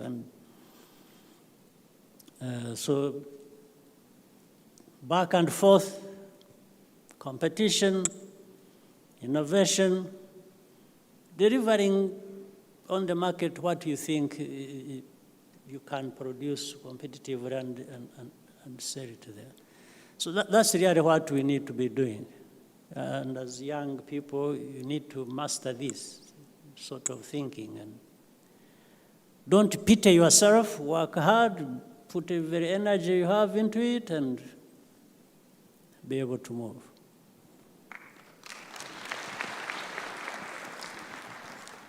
You can have the floor, please. Yes.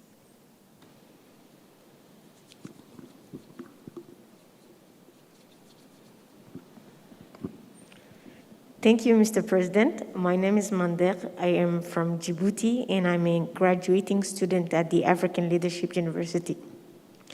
At the African Leadership University, we are taught to dream big, to dream bold, and my question is Rwanda capable to welcome the World Cup?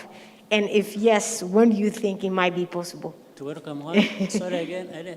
Yes.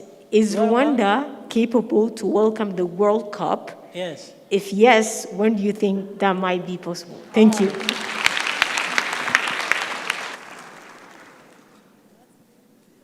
First of all, I agree with what African Leadership University is teaching. Thinking big and doing big. I entirely subscribe to that. That is, for me, the starting point. The second is about the World Cup, right? You see, I'm lucky because there is no threat that I might have it tomorrow. Because it is already booked for... The countries are known for, maybe the next 20 years. So I have myself to prepare for the next 20 years, right? So you never know.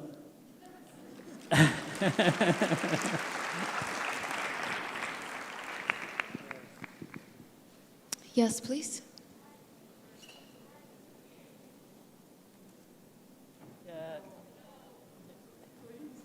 There is the advantage of being in the front here. So I saw that he started from the beginning, putting up his hand. And, Maybe you can prepare one there, so only one from there. You agree which one? Choose one from among yourselves, and then we will have you also.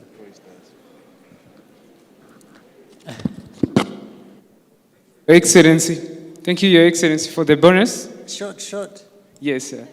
My name is Tuesday Fabrice. I'm in School of Law at the University of Kigali. My concern goes to Dr. the CEO of ARU. Sir, you've said that if you want to get an opportunity, please join the room. And then my concern is that sometimes you find that in that particular room there is a lot of person with a different position. So me was like, what are some criteria that one may follow as in to know the right person to go to? Thank you, yes, sir.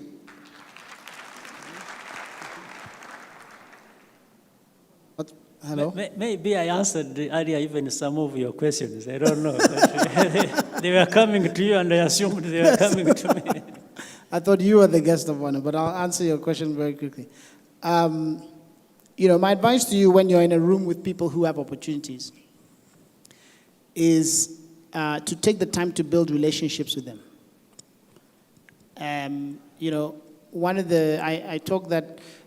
I described that there are 4 steps to building a relationship, right? So when you meet someone for the first time, you have a connection with them. Maybe there's some chemistry, you have something in common, you exchange some ideas, they give you their card, you give their phone number. That's the first step. Then the second step, you get to continuous interaction. You exchange emails, you meet up for lunch, you take WhatsApp messages, you spend time together.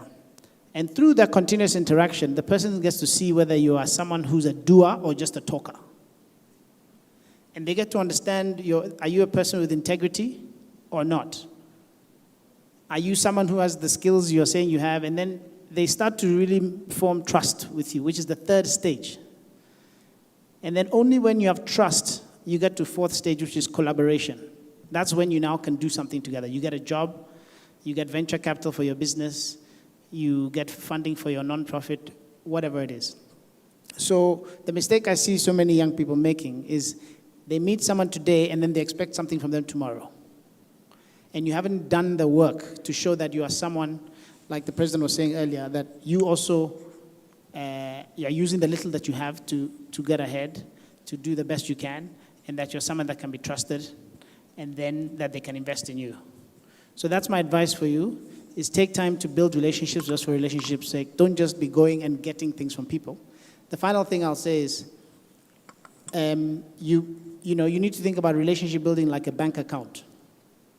You can't just withdraw from it and take. You also need to give, especially if you're a leader. Your role as a leader is not just to get stuff, it's to give and to create opportunities for others. So just as you are in the room and you're getting opportunities, you must be creating opportunities for other people. And if you do that, then you'll find that you'll succeed.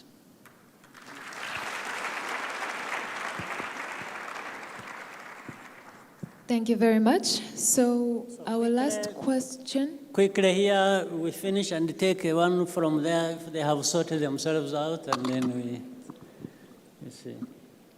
Thank you, Your Excellency. My name is Benin Isawane, representing Davis College and Aquila. Well, Mr. President, as someone who has always been the key person behind the Rwandan development, I would like to hear from you, what is the one key thing that guides you and makes you capable of doing all the things you do in such a unique way as you do? Thank you, sir. Well, I'm not sure, but I thought you were going to tell us about yourself, but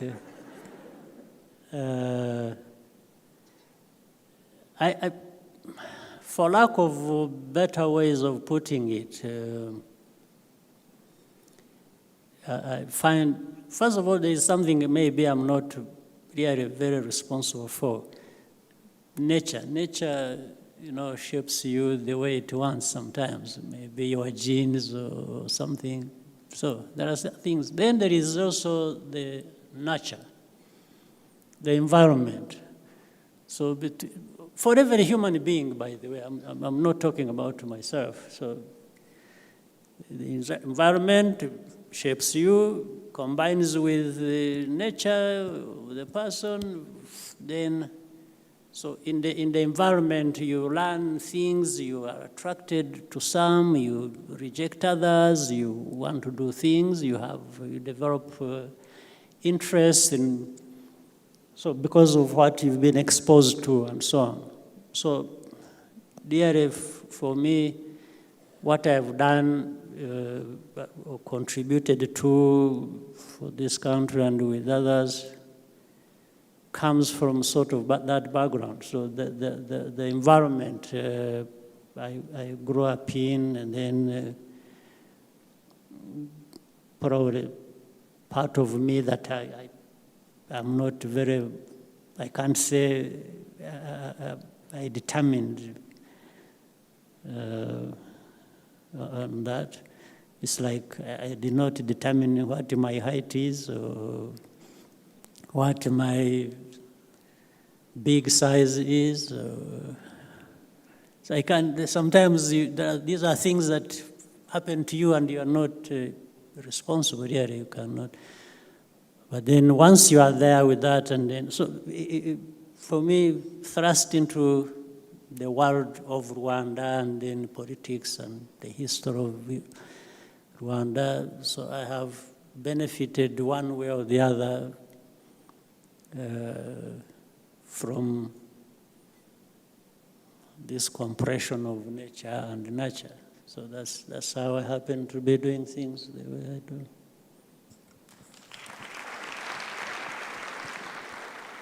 And then quickly, and then we go up, and maybe we need to wind down. I have one from here then. Thank you, His Excellency. I'm Junius Bonu from Carnegie Mellon University, Africa. I wanted you to tell us, we've seen what have been done by you and your team regarding digital transformation of Rwanda.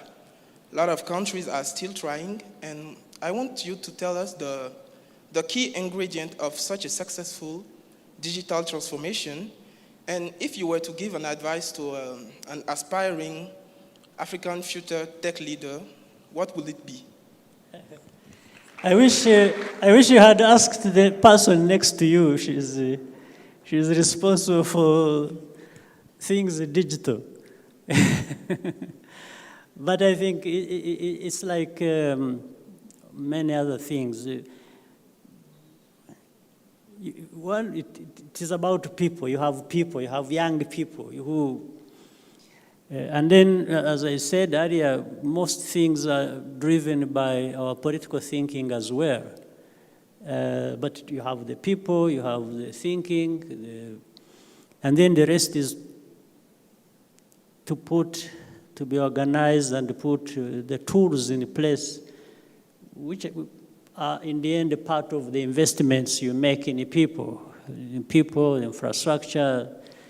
And then, when these things have happened, they start producing what encourages other people to, where it is, if you see how digital technology drives businesses, drives the services, or as we said, even during the pandemic, you see, I think to a decent extent, we did fine because the thinking, the infrastructure, the people, the tools were already in place. So once people said, oh, no going back to place of work, nothing, you need to work from home. It's like people woke up and say, oh, actually it is possible because we already have this. We're only going to do it in the office, but you could do it from here using these tools we have. And so it's the investments never go wrong once you have invested in the people, in the policy, in infrastructure. and then the politics of it will drive it, but more so it will be accelerated by what you see is already the outcome, what starts happening that you find is beneficial. Advice? Advice for an aspiring technology leader. He wants to be a technology leader in Africa, and he's asking, what advice would you give for someone like him? Oh, it is, you grasp those ideas and find your place in the middle of that. Okay. You have time but for any more advice, please, you knew her? All along she was sitting next to you and you didn't. She's the Minister of IT and plus. And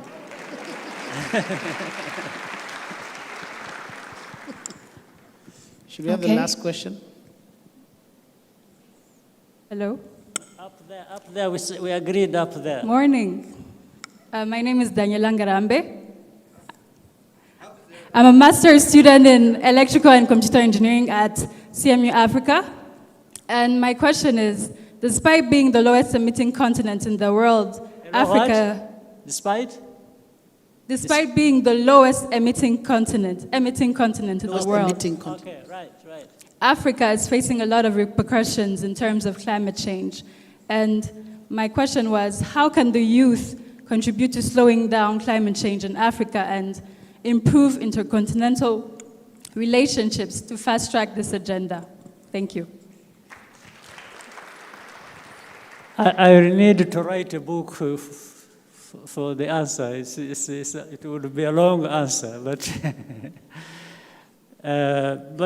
I think I understand what you are saying.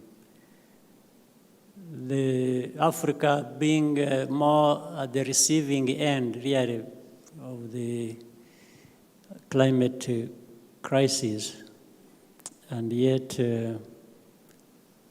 not contributing as much as... so what we need to do is to start early ourselves, not to solve the problem. So we have to leapfrog, not to start solving the problem by going the route of those others who are emitting and trying to reverse, and then trying to reverse that ourselves in the long run. So we have to leapfrog. It is adoption of these technologies that are green in their nature, and also trying to think hard about the very policies that can... Because like now we are developing in many ways. We are starting from a low base. If we start adoption of these technologies, for example, and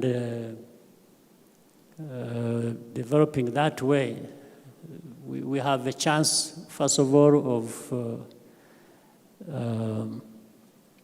managing our situation the way it should be ourselves, but also use that as a basis for the others now who even are polluting the world more than ourselves, and making certain demands so that maybe in the future people start paying for their level of polluting our environment. So you will be on the good side of that from the... But this requires a concerted effort. It requires all of us to understand, and it doesn't matter which field you are in. It's about the thinking so that you contribute to the future well-being.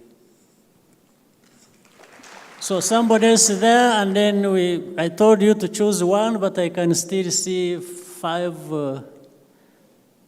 Sorry, moderator, I took over your... Yes, you can have...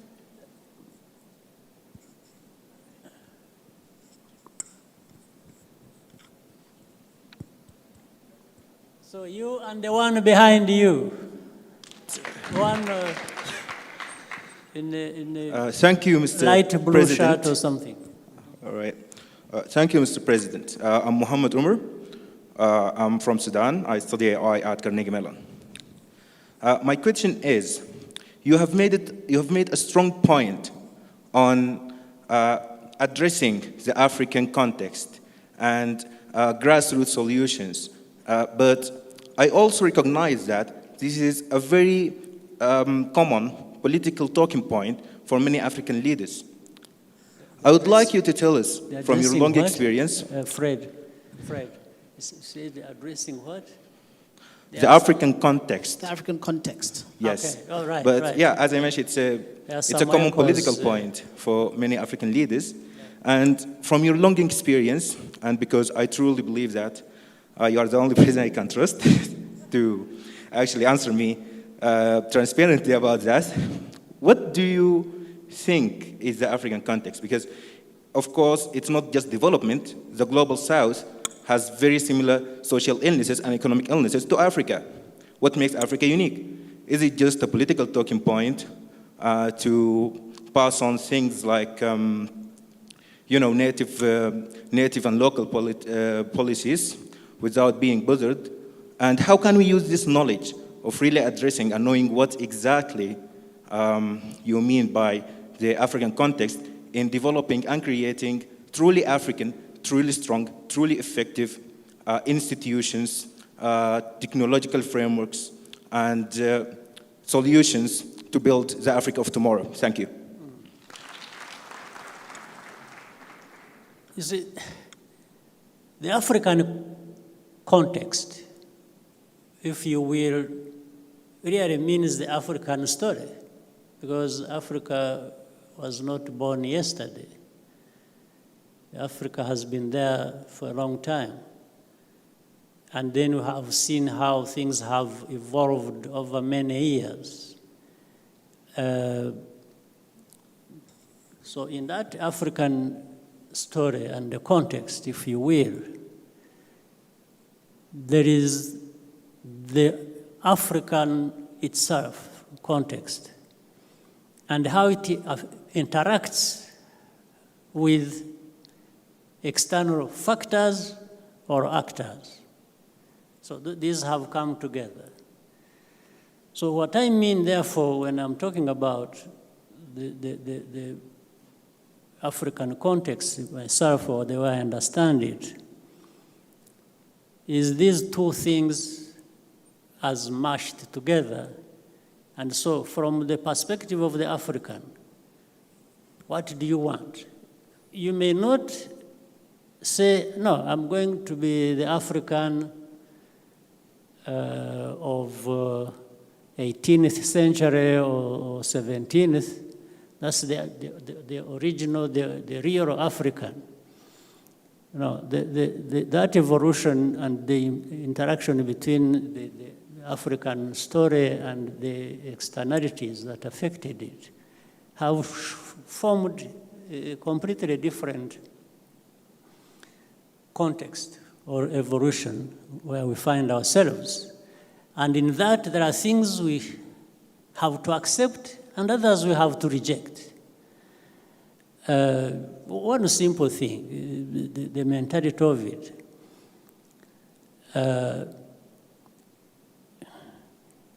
If there is any notion that the African story has to be shaped from outside, it's what the outside tells us to do that you do, I will say, no, that's not correct.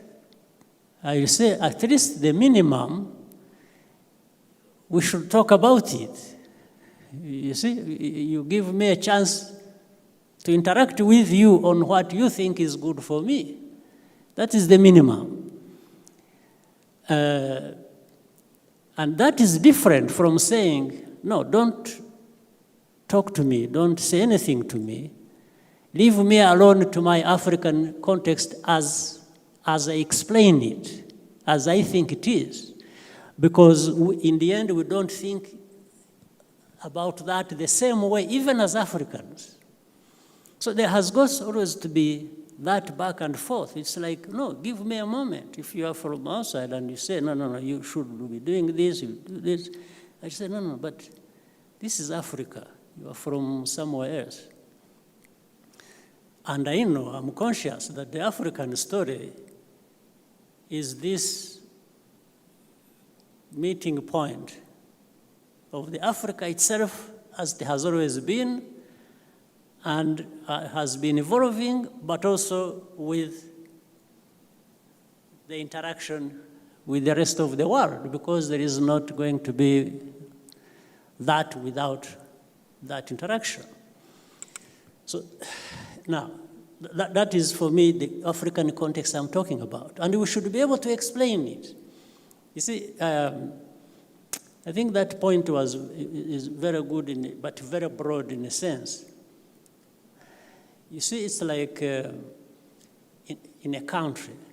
You find a country in Africa, X, or let's even call it Rwanda. The politics might be wrong or go wrong. It's not serving really the interests of the people of Rwanda. Or the leaders may be the wrong leaders who even do harm to their own people, the people they are supposed to lead, including sometimes killing people, your own people. There is no such a situation that is going to justify that you are going to do these wrong things, and the people should keep quiet because this is your country, this is your Africa, this is your country. No. The African or the continent or the country or the African country also has certain standards, has certain values, has certain minimum. You see, it's like even in our own country in '94, when the genocide was happening, actually there were all kinds of arguments across the world, including at the UN. By the way, that when it happened at the UN, Rwanda was holding a non-permanent seat at the UN Security Council. So, and the ambassador who was there at the time really was arguing. It was like telling people off. It's like what we are doing in Rwanda is our business. You see what I mean? So it's like, no, this is the African, this is the Rwandan story, leave us alone. No, there is no, when it crosses a certain line, it is no longer just Rwandan. It has become internationalized. It's to be looked at in the very wide context of the world standards and what is expected of you. So we have to be careful so that indeed people don't abuse the African context. The African context, if properly defined and described, has nothing wrong with it. If you take care of all of these needs and parameters that have to be driving our politics and our development and that context. So to the African Union, therefore, African Union is a structure that is in place that brings together Africa, through which we can bring these ideas or grievances or, any misunderstandings or different ideas we don't agree on, and try and narrow the gaps that are there and see if we can make a... So that's why people sometimes are in or out and saying this or saying that, or when it happens to a problem and say, oh, African Union needs to intervene, some people, the Africans themselves may be uncomfortable and say, oh, I don't, because then you realize there is something wrong, because why would you be afraid of the African institution getting involved?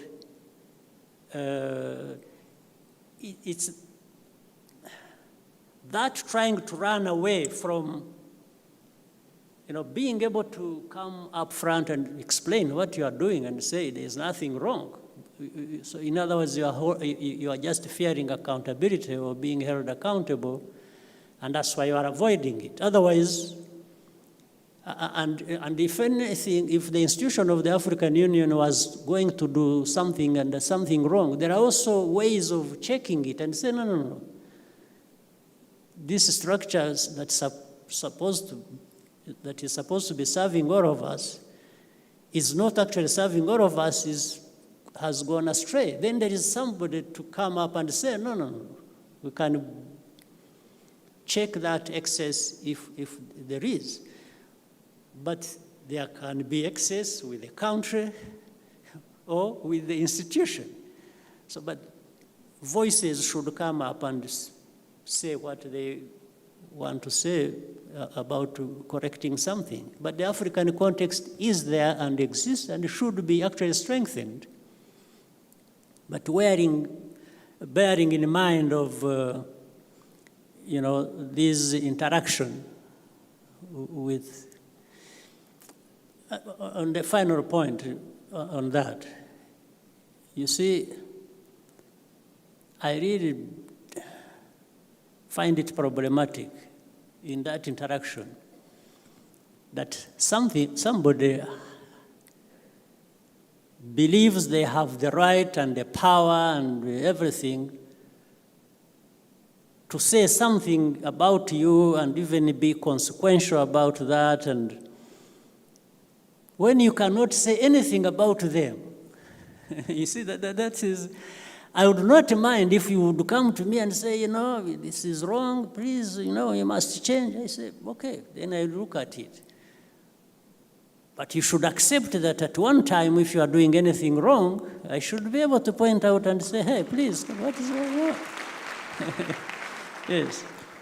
Otherwise, we would have such a bad imbalance where, it's like everyone I hear, east, west, north, east, south, north, south. I always hear people talking about God, right? And when they are talking about God, it's like God is good for all of us, right? I don't think God would have made one part of the world more important than the other part.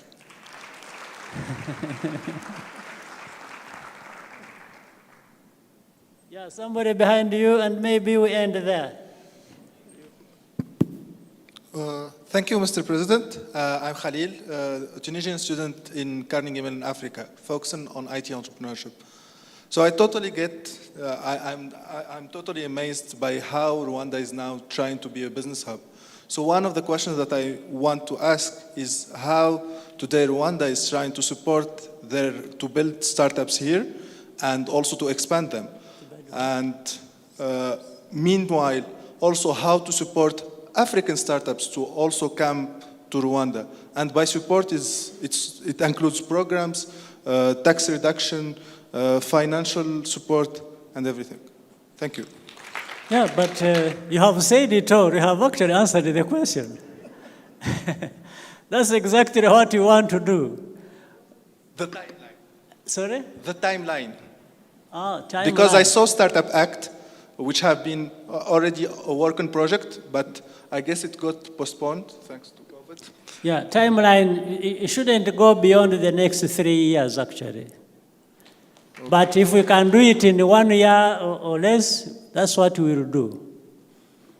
Perfect. Right? So it is a journey we are walking, knowing that many things we don't have in place, but we are trying to put in place as quickly as we can. But I should say, I would be more comfortable from now going forward. We should see a lot of progress, and there should be no questions in the next or beyond 2-3 years.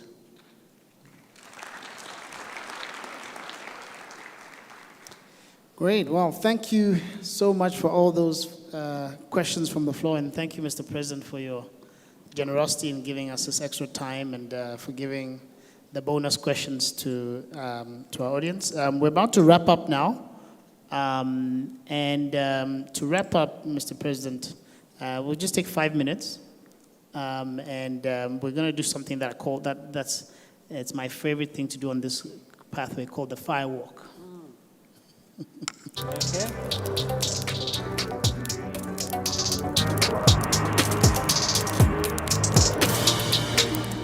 So for this part of the conversation, Mr. President, I'm going to ask you a series of questions in a rapid fire session. Rapid fire is something I experienced more than... It's been a while. It's been a while.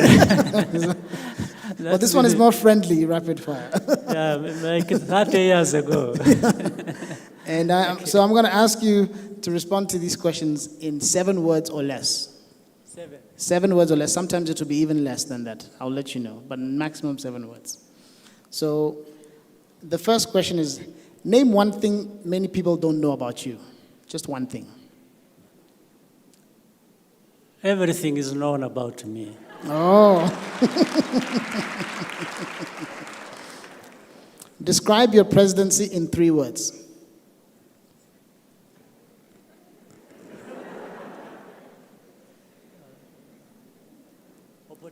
Opportunity to serve. Wow, brilliant.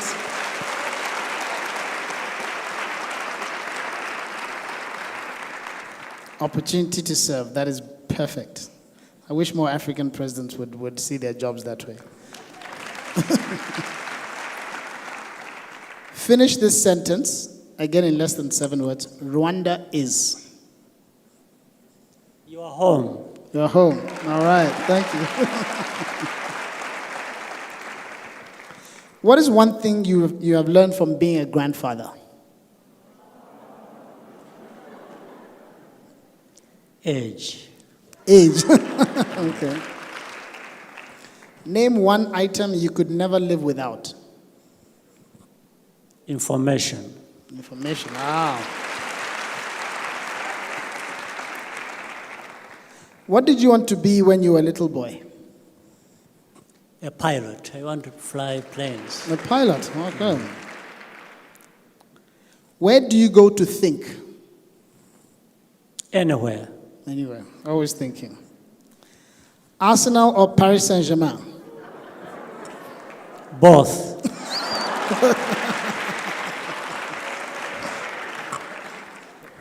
Education or leadership?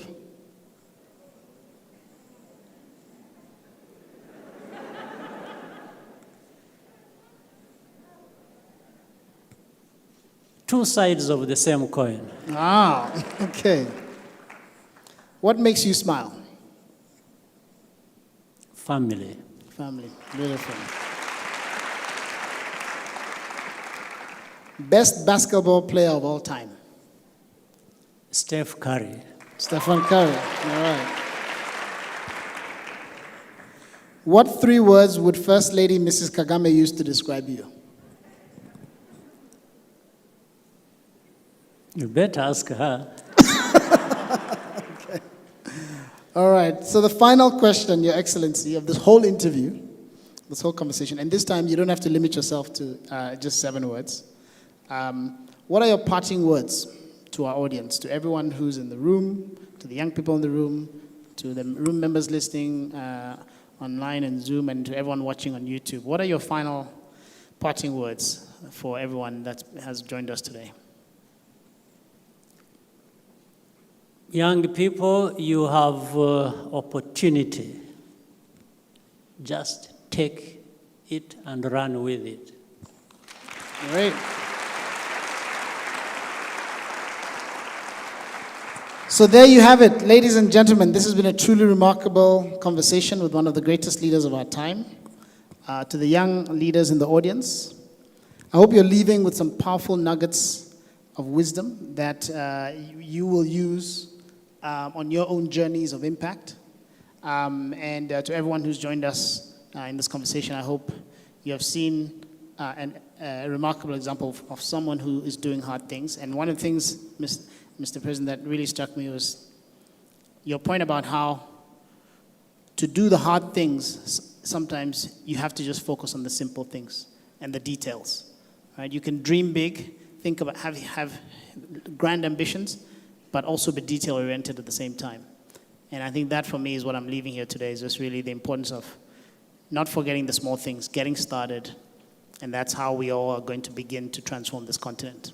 Thank you, Mr. President. It's been such a pleasure having you. Appreciated, much appreciated. Thank you. Thank you.